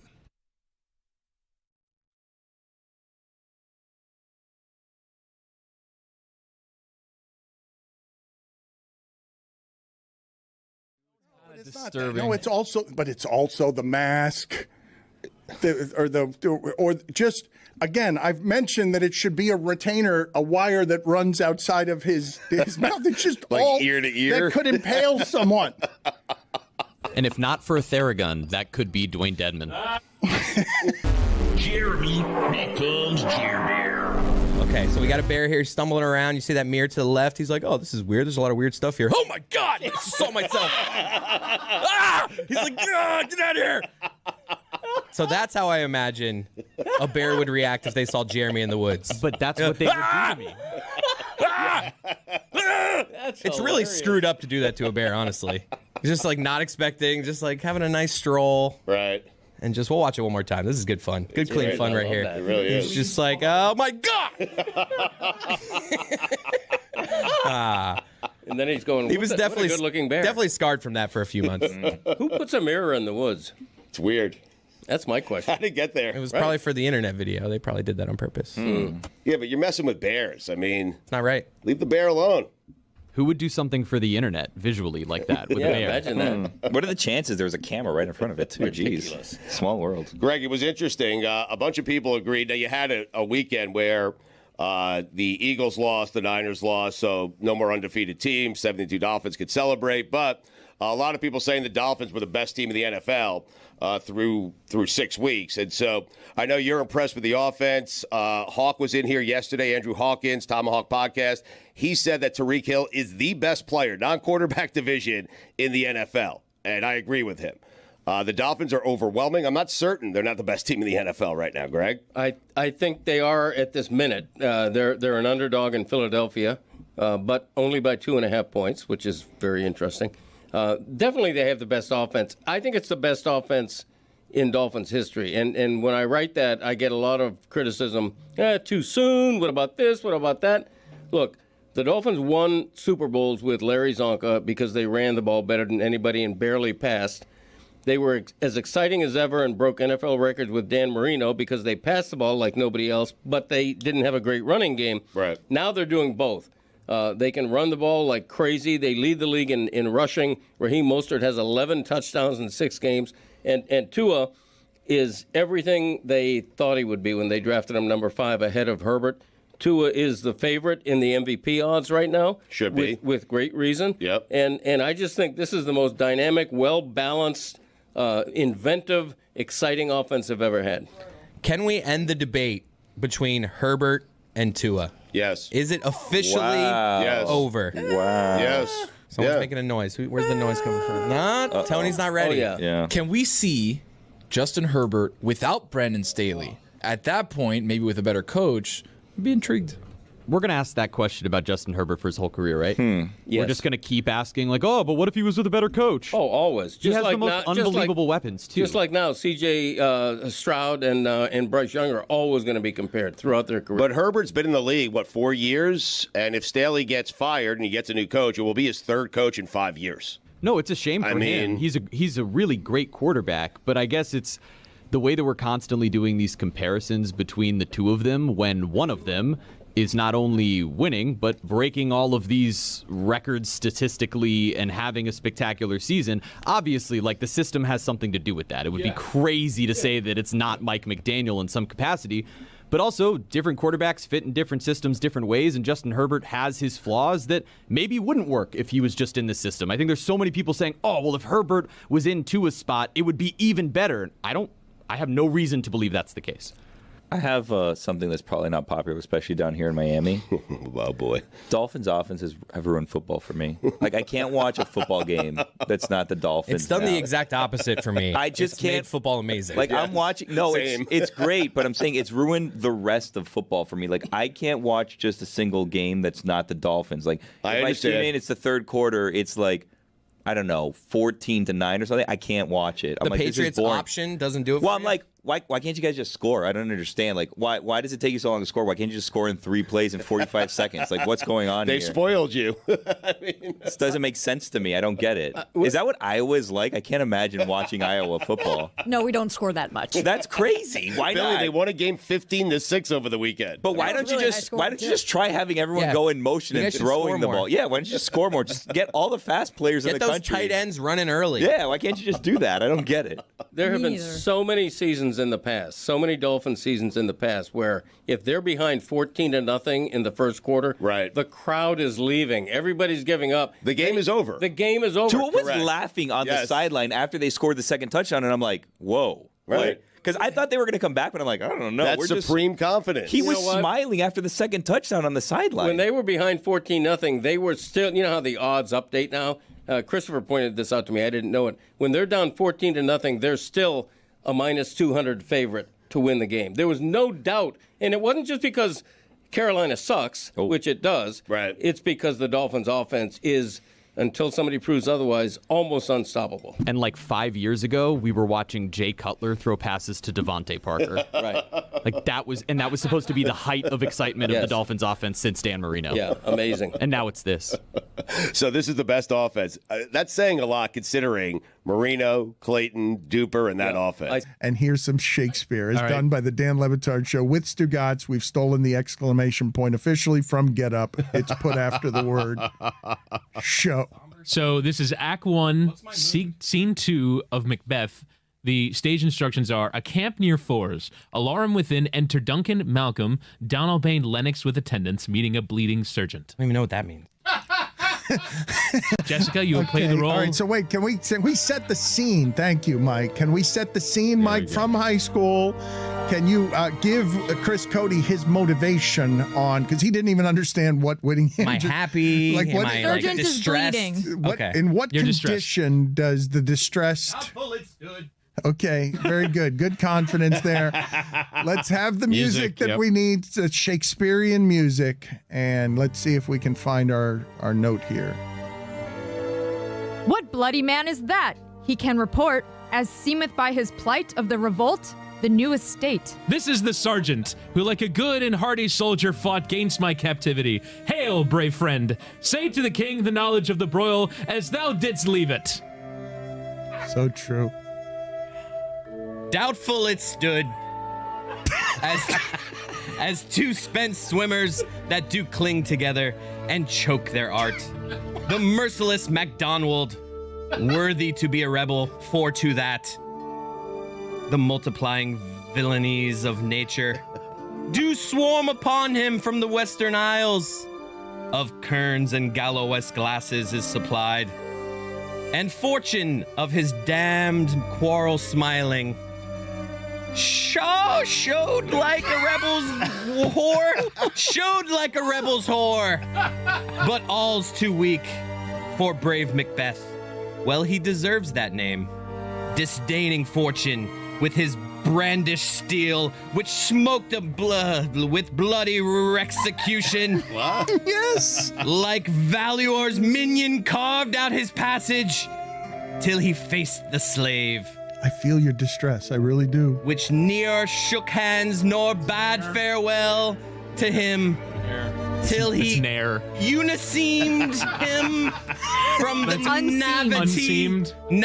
nave Rolling. Don't let them deter you. to the chaps and fixed his head upon our battlements. O valiant cousin, worthy gentleman. As whence the sun gins his reflection. You missed your cue. Shipwrecking storms and direful thunders break. So from that spring whence comfort seemed to come. Wait a minute. There wasn't a question mark there. Discomfort swells Mark, King of Scotland. Mark, no sooner justice had with valor armed. Oh, you think you're done? Humbled these Compelled. These skipping kerns to trust their heels. Not compelled. We need compelling. But the Norwegian lord surveying vantage.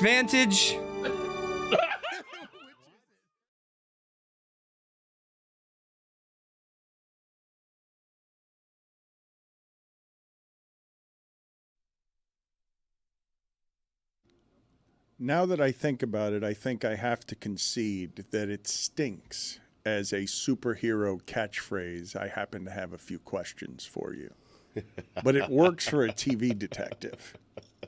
Pablo Torre wandering the earth, I happen to have a few questions for you, is something I think now in sports journalism people don't want to hear. Right. If Pablo Torre is sniffing around trying to find out. If you're a superhero, you have the answers. You always have the answer. You don't have questions. You just have the answer. Well, I think the implication here is that he has the answers. So he's just asking him the questions. You're not asking questions to things he doesn't know. You're asking questions to things he does know. The best kind of questions. By the way, you're also missing the word at the end, specifically. Specifically. I didn't like that. Specifically. Yeah, specifically. What do you think he wants to ask Bill about? We will find out together. I happen to have a few questions for you, though. Does sound like the world's lamest threat, does it not? I happen to have a few questions. You get for to the villain, yeah. And Tony is right that there is an undercurrent on it of I have the answers already, but my happening to have a few questions for you is only because I know the answers. When Tony says those are the best kind of questions, I'd argue the best kind of questions are the ones you don't have the answers to, so you could therefore learn. Tony is saying everyone wants to be New York Knicks fans. I already have the answers. I don't need any of your answers. I've got my alternative facts. Dan, in a court of law, you never ask questions you don't know the answer to. You only ask the questions you know the answer to. Absolutely. Yeah, like when you watch Law and Order, and Sam Waterston's character, the DA, he asks a question, and then the person gives the answer. He always looks surprised, like, well, wait, but surely when you went into the house, you knew no one was going to be there. Well, actually, I knew someone. Oh, well, in that case, like, that's how you do it. And by the way, you got to understand the context of this, right? Bill calls Pablo a fake journalist, right? He basically questioned his bona fides as a journalist. Yeah. So what Pablo's saying is like, oh, you think my bullets don't hurt you? Okay, his bullets are questions, by the way. I don't know if you know that. So he's like, you think they don't know? What if I point the gun at you, Mr. Simmons? That's what he did right there. Put it on the poll, and questions please. come out of that gun? At Le Batard Show, who's more of a journalist, Bill Simmons or Pablo Torre? But Pablo's degree's in sociology, so he's not a journalist. Well, I don't think journalism goes by what you went to school for. Wouldn't you need a degree to be a journalist? Not anymore. Stugotz proved that. I'm not a journalist. Oh. I think working for Sports Illustrated is something that would classify you as a journalist if you're writing for Sports Illustrated. I want to make it clear. I'm Team Pablo, but when I discovered like a couple of weeks ago that like he's only written 5 pieces or whatever in his life, that I've always thought Pablo was this prolific writer. And it turns out he wrote 5 pieces in his entire. I've written more than that in a month. They're not, though. They're not small pieces. They're 5 takeouts. They're big articles that are about like the process in Philadelphia. They're magazine pieces that unspool 5,000 and 10,000 words. I've written 10,000 words. What do you think that's impressive? Or so? Oh, he wrote 10,000 words. Wait, why am I switching sides now? Oh, weird. I think some would say that's like a English assignment for sophomores, but that's fine. I mean, my kid is in high school and doing that. So you guys think that Bill Simmons is more of a journalist than Pablo? He's written more than Pablo. He's written books before, Dan. Try writing a column every week. I mean, I wrote a book, so. Oh. Well, I wrote your book. I think it had 10,000 words. We wrote your book. You didn't Well, write your book. did. You haven't even read your book. You didn't write your Getting book. to it. We have a number of things that I want to get to, but I did want to ask you a question, Stugotz, because the other day I heard a sound and I was confused by it because the sound made me think of something that I had not thought of in a long time. And somebody nearby said, because I just heard music, and I thought it was coming from a place that was playing music, and somebody said that's an ice cream truck. And I'm like, there can't still be ice cream trucks. Are there still, with the amount of convenience that we have everywhere, I would assume the ice cream truck business is hurting, even though driving through your neighborhood still makes it more convenient on something that can melt than DoorDash or anything else you were ordering. But would you not assume that the ice cream truck business is a harder way to make a living now than it's ever been? No, I would think it's thriving. In fact, I think ice cream trucks had their best year ever last year. I'll check it out at icecreamtrucks.com, but I'm pretty certain, Dan, they had their best sales year of all time last year. I think they're picking up steam. I mean, Dan, we watched a report back here from Inside Edition about the state of the ice cream truck in America, and business is not good. Inflation's hitting them hard. The rising prices of fuel, the rising prices of ice cream, the rising prices of sugar, all of these staples that are required. And then you factor in that, kids don't go outside anymore, right? They're on their devices. They're playing video games. They don't come outside. We used to play outside. That was the whole point of ice cream truck. You're playing outside, and then you hear that sound. Oh, ice cream! Ice cream! The ice cream man is coming! I think that's over. I don't think that's happening in neighborhoods anymore. Well, there's also a territory war amongst ice cream trucks. There is, yeah. They it's take a it big very thing. seriously. You can't just drive around with an ice cream truck willy-nilly. You have to kind of get in and talk to the right people and let the heads of the ice cream underworld know that you're now in the ice cream business. And should they accept you, then okay. But should they not, don't let them catch you on those streets. Very territorial. Yeah. Very territorial. Yep. Dan, in 2023, the global ice cream truck market was valued at $2.27 billion. It goes up about 3% every year. It should be valued at over $300 million by the year 2030.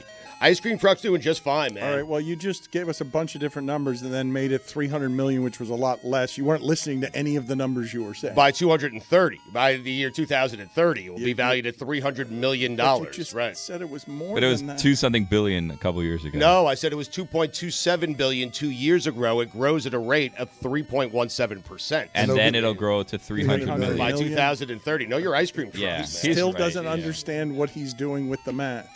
It's growing in a negative rate. What was your guys' go-to? I went screwball.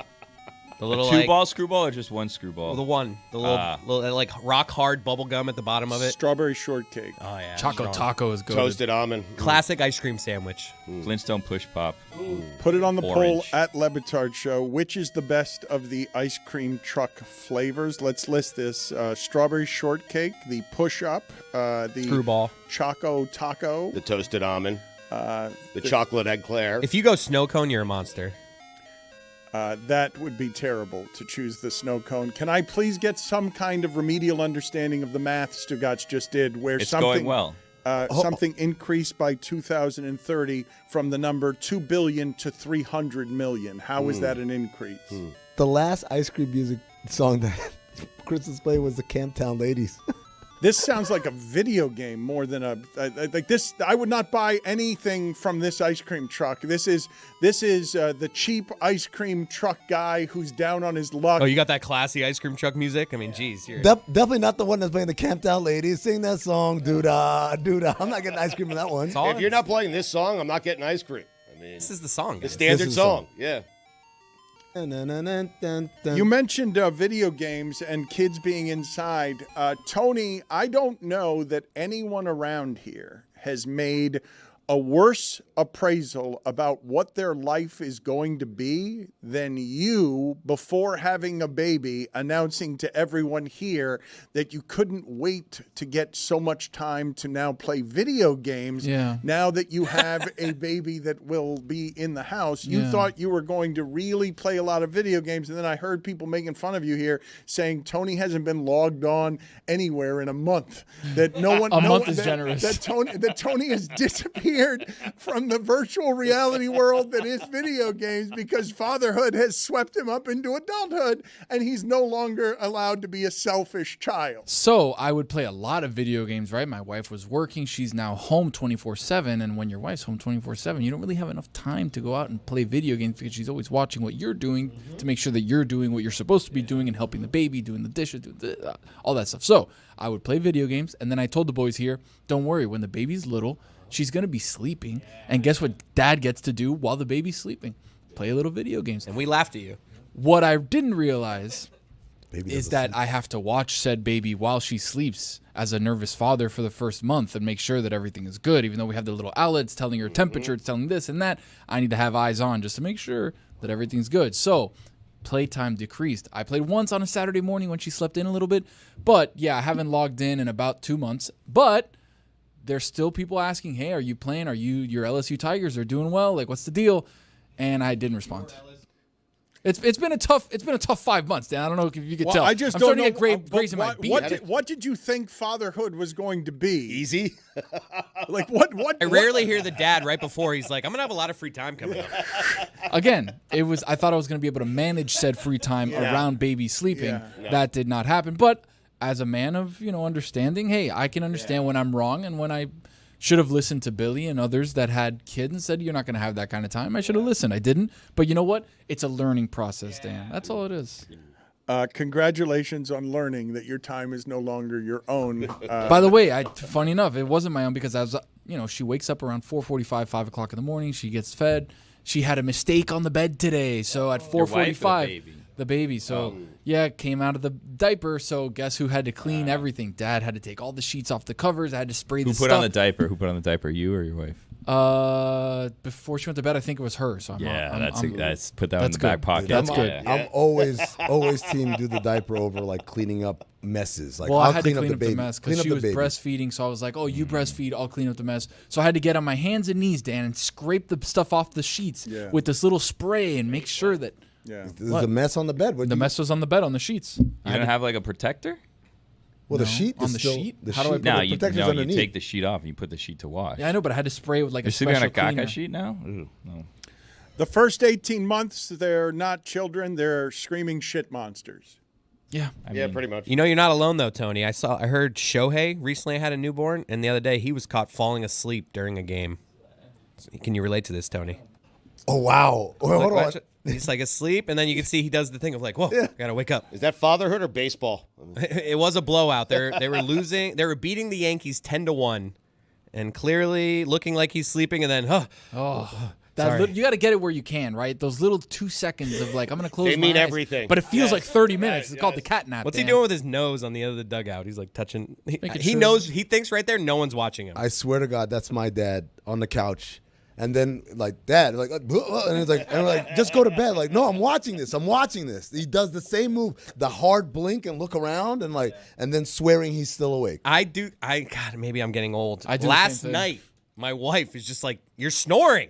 And I'm like, I'm not even I don't know that I'm asleep, and I'm on the couch, like, because once you hit the recline, that happens to me every night. Once you hit the recline around 10 p.m., yeah, I don't realize it. And she's like, I'm like, what did it sound like? asleep. I'm like, what did it sound like? She's like, I'm like, no, I was not just making that. I would have noise. heard it. I mean, that is also me. I will tell you that what I do more, I think, than any other action in the world is deny that I was sleeping while emerging from snoring. It's great.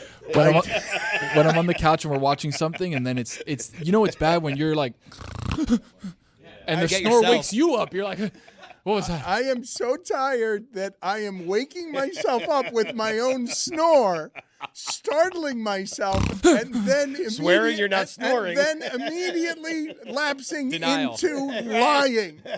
Who was that? I wish my dad like woke up from snoring. That dude just snores like it's so loud. How is he not awake? Forget about the sound. The feeling in the back of his stomach, it's like a chainsaw. I wanted to ask the group here if you had the same reaction that I did, which I thought was funny to have this reaction, where I see the report, Giannis having a mutual interest with the Toronto Raptors, And I'm like, that's not real.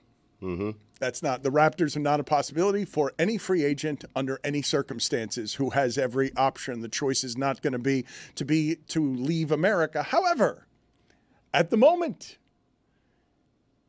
the choice might be Canada, given what's happening in America. Because I heard an awful lot of threats that people were going to move to Canada if there was a new presidency. I have not seen yet a lot of moving to Canada, though I have seen a lot of moving to Britain.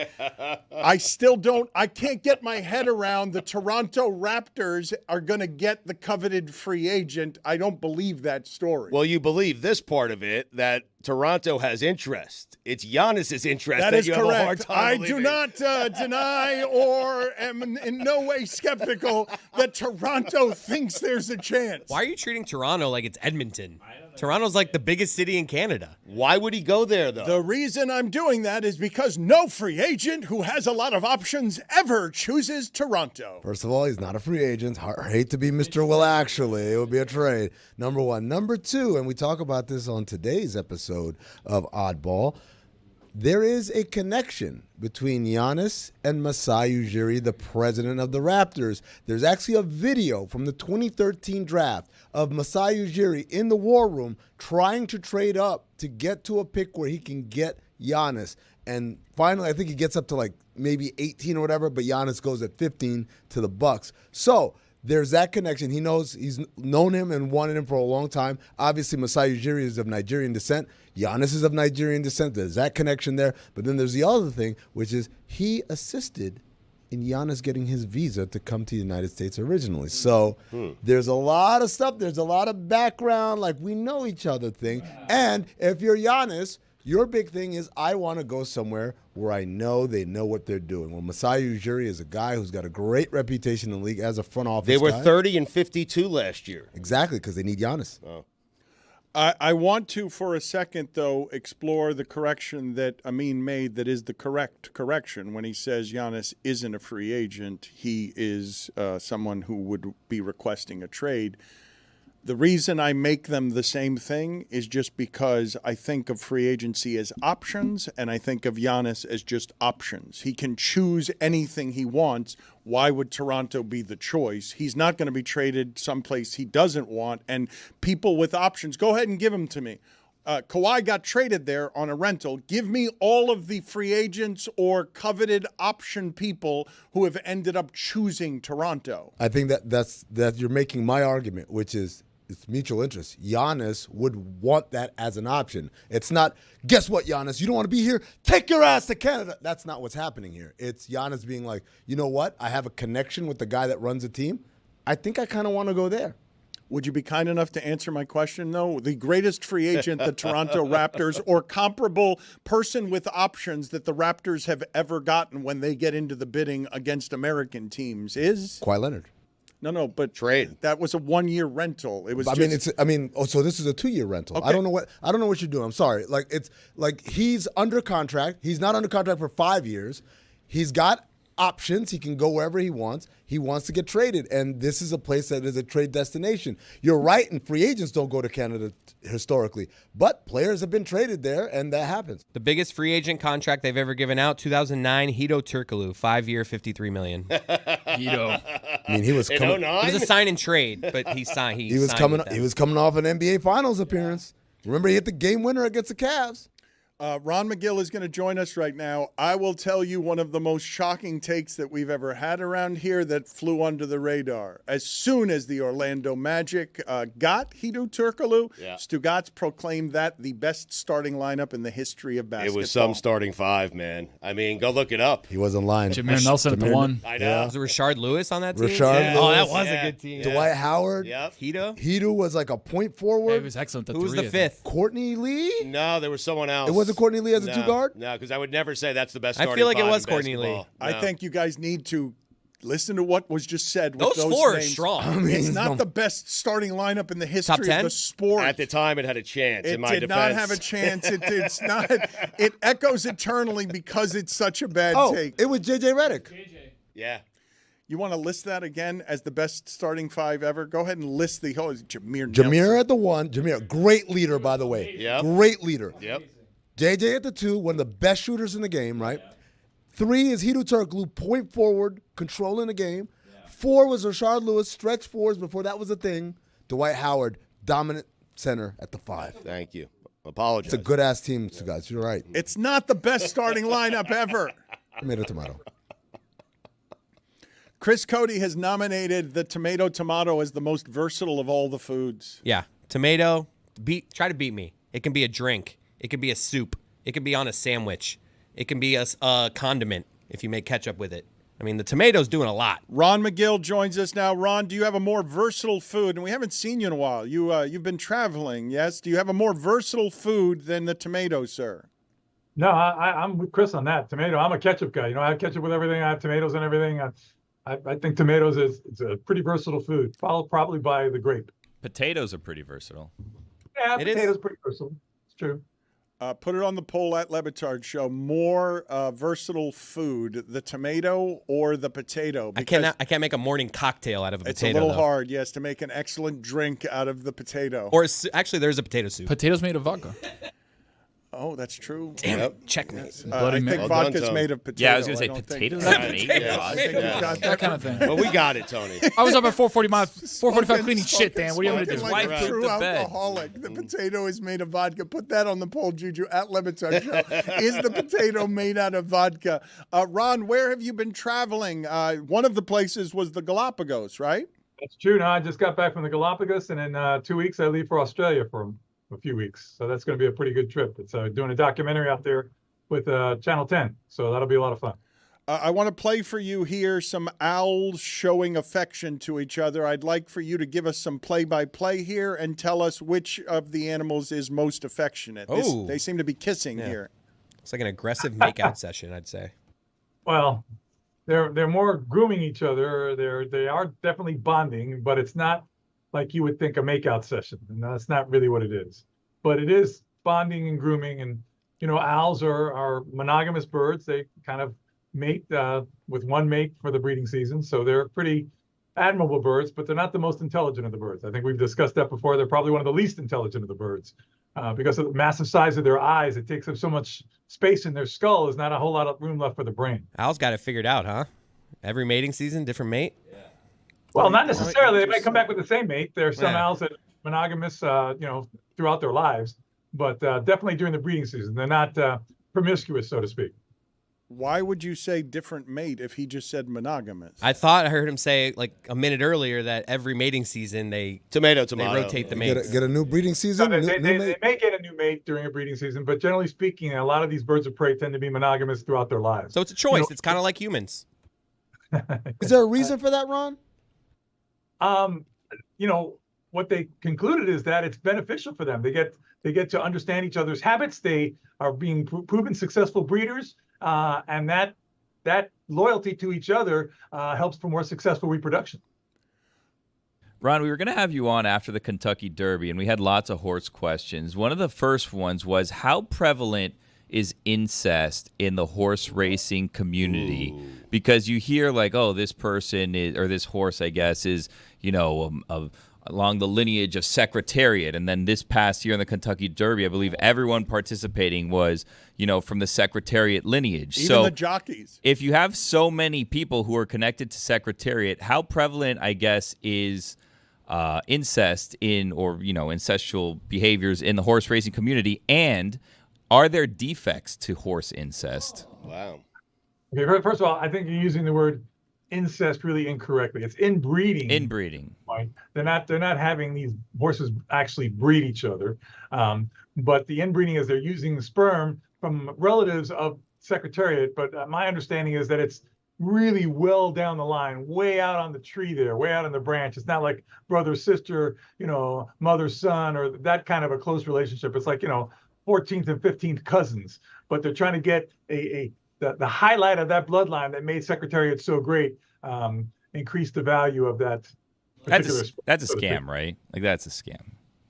The 16th cousin of Secretariat, what they have in their blood doesn't make them any better than, another horse.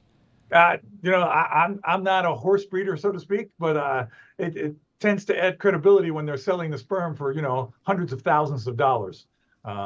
When they can give that sperm credibility, because of what it's distantly related to brings more money. At the end of the day, guys, it's all about money.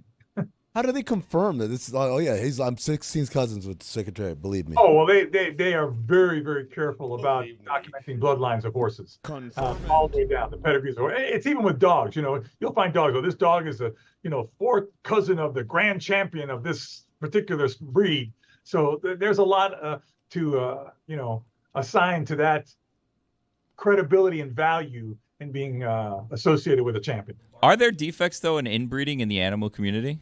Yes, absolutely there are. I mean, you remember a long time ago, white tigers were a big thing in zoos. Oh, everybody wanted to see a white tiger. Well, they realized they were breeding brothers to sisters, mothers to sons, just to get white tigers because it brought people in. It was a lot of money. And finally, they realized, listen, we can't do that. We're getting tigers with crossed eyes. We're getting them with all kinds of, different types of defects going on. And that's why you don't see white tigers in zoos anymore. Can you tell us what the most affectionate animal is? Most affectionate animal. Because you're saying those owls, that was not necessarily affection. That wasn't necessarily mating. That wasn't. It's bonding. It's bonding. It's solidifying the bond between the two of them. And I guess you could associate that as courtship in a way. But the affection is, I don't know. Has to be a dog, hard. Right? Listen, a dog is incredibly affectionate. Cats can be affectionate too, though they tend to be a little bit more independent. But dogs, my gosh. I meant with each other, though. I think dogs can be very expressive, emotional with each other. When they greet each other as a social animal, as a pack animal, you see them, licking and jumping on each other and vocalizing and tails wagging. That's all kind of a form of affection between the dogs as they kind of, cement their bond with each other again. It's all about that, creating that bond, that relationship, because animals like that realize that they're stronger in groups than they are individually. It seems like dolphins are affectionate towards each other, right? Dolphins are one of those animals that, has been proven that they have sex strictly for fun. I mean, they have, same-sex activity all the time, which of course is not going to result in reproduction, but it demonstrates the fact that they enjoy the pleasure of each other's company in a variety of ways. So yes, they can be very quote unquote affectionate. They've been known to cross the line from time to time as well. They're line steppers. Dolphins. Habitual. Oh yeah, dolphins. I mean, there's documentation on YouTube, for instance, of a dolphin trying to get a woman in a bikini sitting on a dock, and this dolphin got very amorous with her to the point it was dangerous. I remember there was a trainer working with a dolphin that I knew that was able to collect the sperm from the dolphin just by going out in her bathing suit. The dolphin would come and immediately present himself and ejaculate so she could collect it, and they'd use that sperm for artificial insemination. I mean, she just had to be there in her bathing suit. I know. I know this is kind of crossing the line, but I'm just telling you facts. I'm not telling you made up stories. I just love the idea of the dolphin going back to his buddies, like, watch this. every time I come out, she can't get enough of this right here. Boys, she's back. Ron, would it be more humane instead of putting down a horse when they break their leg to give it a big wheel? No, it's not feasible because of the behavior of a horse and because of the anatomy, the structure of a horse. Sustaining the weight, you couldn't put it out without putting so much stress on other muscles. It's a domino effect that the horse would just catastrophically collapse. Well, what if it had two missing legs, so it had two wheels, so it was more on like a chariot? Like you see sometimes with little doggies, how the doggies are on, like they have wheelchairs. If you had two wheels for a dogs horse. and horses are tremendously different animals. No, the wheels would be tremendously different too. They'd be round, but they'd be different size, different strength. Titanium, maybe. It's the weight. It's the behavior. They'd be stronger wheels. I'm not telling you we're going to put in a dog wheelchair. That's silly. That would break the dog wheelchair. This is going to be a wheelchair built for a horse. This is an intelligence issue, though, right? Like the dog is smart enough to kind of realize that a horse isn't. That probably has something to do with it, but at the end of the day, it's just the size and the anatomy of a horse. And it's big wheels, Ron. What about prosthetics, like what we give to veterans when they lose? Yeah, thank you for your service. They're not able to. They're not able to be trained to use the prosthetic in a way without sacrificing other parts of the limb. And just has it been tried? So we can't give them like an Oscar Pistorius, like blade? Ooh, yeah, blade running horses would be sick, Ron. I'll suggest it. To who? Who are you going to suggest it to? You were recently. Whatever horse person has a horse that breaks a leg or whatever equine veterinarian I come across. I think there was some insincerity. I sense some insincerity. You're not going to suggest that to anyone. Ron was recently recognized by the Miami-Dade County Commission Chambers for 45 years of continuous service at Crandon Park Zoo, Miami Metro Zoo, and Zoo Miami. I believe that in those 45 years, you have never met anyone that you will share this suggestion with. No one living, no one dead. You will not do it to a tombstone. You will never make that suggestion to anybody. You just wanted Billy to stop talking. Good point. Okay, thank you. It is bird breeding season. Do you have any tips for us if you find a baby bird on the ground? My wife was late to our first date because she found a baby bird on the ground and she ended up taking it in to a bird rescue place. Dog ate my homework situation. Yeah, listen, baby birds. If you find a baby bird that's fallen out of a nest, you see the nest, you can pick that baby bird up and put it back in the nest. That whole thing of, if you touch the bird, the mother's going to reject it and everything, that's a myth. That's an absolute myth. Now, you have to be able to decipher whether it's a bird that has fallen out of a nest or it's a bird that is fledged. Baby birds, once they get some feathering and they start exercising their wings, they'll fledge and they'll move. They do what we call branching. They go out on the branches. Sometimes they'll end up on the ground, but the parents are still taking care of them. Do not take that bird away. Do not take that bird to a rehabber unless it's obviously injured, because the parents are still taking care of it. Again, if it's a bird that's fallen out and it's obviously hasn't developed any feathering or anything like that, it's fallen out prematurely, you can pick that bird up and put it back in the nest. The parents will come and care for it. Please understand that. Also, during this bird breeding season, I get calls almost every day now of people saying, this bird's dive bombing me. It's attacking me. I can't get into my house. Listen, if they built a bird nest next to the entry door to your house, that's unfortunate because they think every time you go into your house, you're going to be threatening their nest, and they will dive bomb you. Mockingbirds are notorious for this. They will come down. Well, they'll draw blood. They'll peck you, and they'll draw blood from your head. So please keep in mind that this is breeding season. Birds can get aggressive as they're protecting their nesting area. It's not that they're being nasty or just mean. They're being protective of their nest. So you might not see where the nest is, but I guarantee you, if they're dive bombing you when you go into your house, the nest is very close by. I'm just going to sit there and let that thing peck my head. Yeah. I'm bringing a tennis racket I'm going to grab that thing and then just chuck it up against the wall. Chris, this is just like your analogy of, doing a giraffe with a steak knife. Okay? That bird will hit you in the head before you even know it's coming. I'll fuck that bird up. Wow. That's unnecessary. Wait, but Ron, you're telling me I give Chris Cody a tennis racket and say, all right, walk into your house and the birds are trying to dive bomb. You tell me he's not knocking that thing out the park? I got a mean backhand. He could do that, and that would be very, very cruel because what you're doing. They're in his house. They're trying to attack him. My house. He's minding his business. How much did they put down in the house? Bird. Do you understand that the bird is simply trying to protect its nest? That maybe so's Chris. What am I trying to do?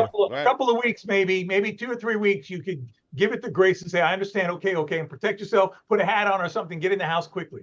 Instead of taking a tennis racket and bashing the bird and then, in fact, creating orphans in a nest that are going to die a slow, miserable death because you decided to hit a bird with a tennis racket. Let's remember this thing bombed me. Yeah. Yep, okay. We didn't start it.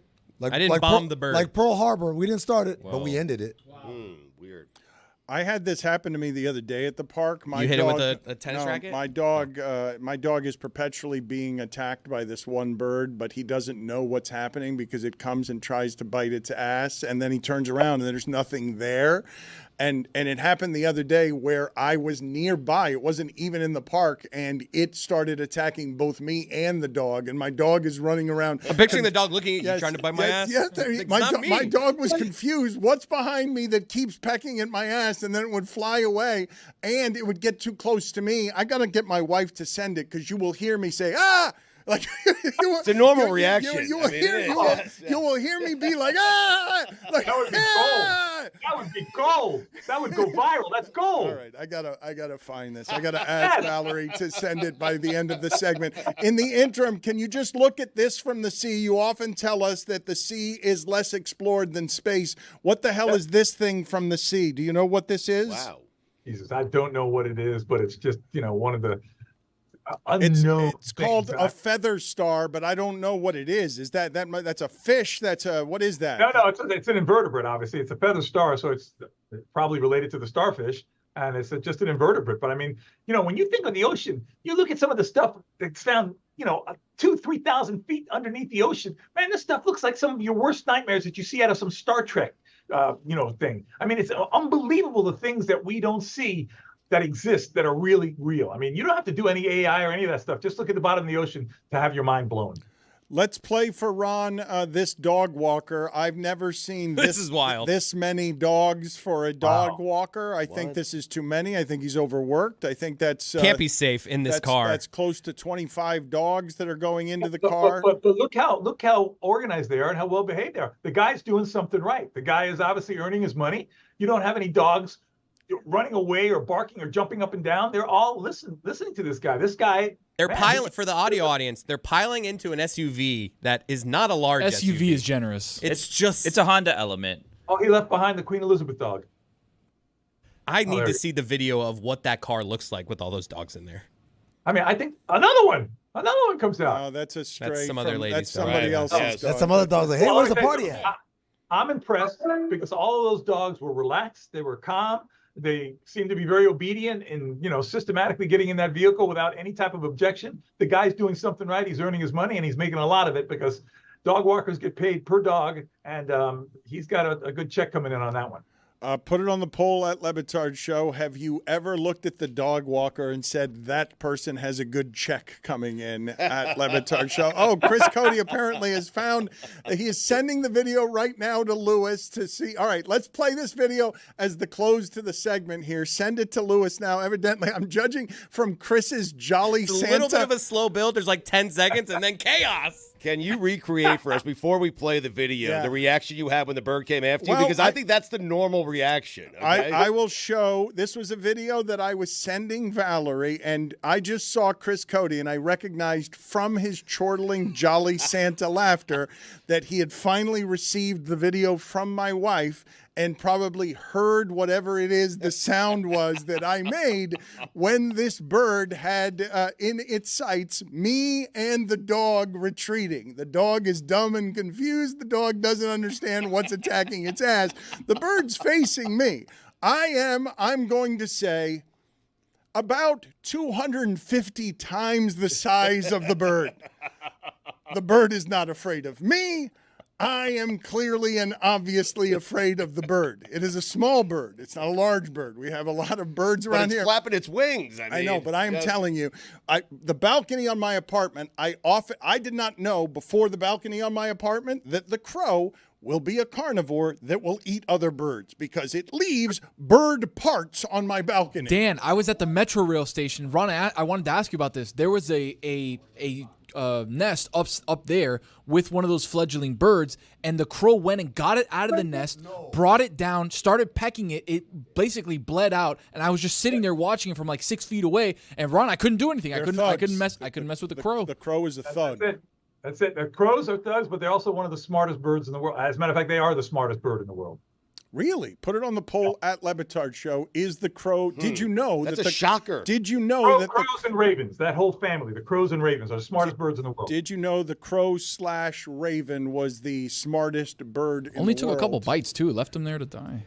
Okay, let's unveil this video here. I'm embarrassed. This was just something I was sending my wife from the park. I don't know exactly how embarrassing this is. I remember it as embarrassing. Valerie, this bird's pissed off at me. The mockingbird. Girl. Keeps swooping in, protecting the alarm. his park. Oh! Oh! Oh! Earl! Yeah! Earl, got your ass, Earl! Earl! You gotta be careful, Earl! Oh. Got your ass, girl.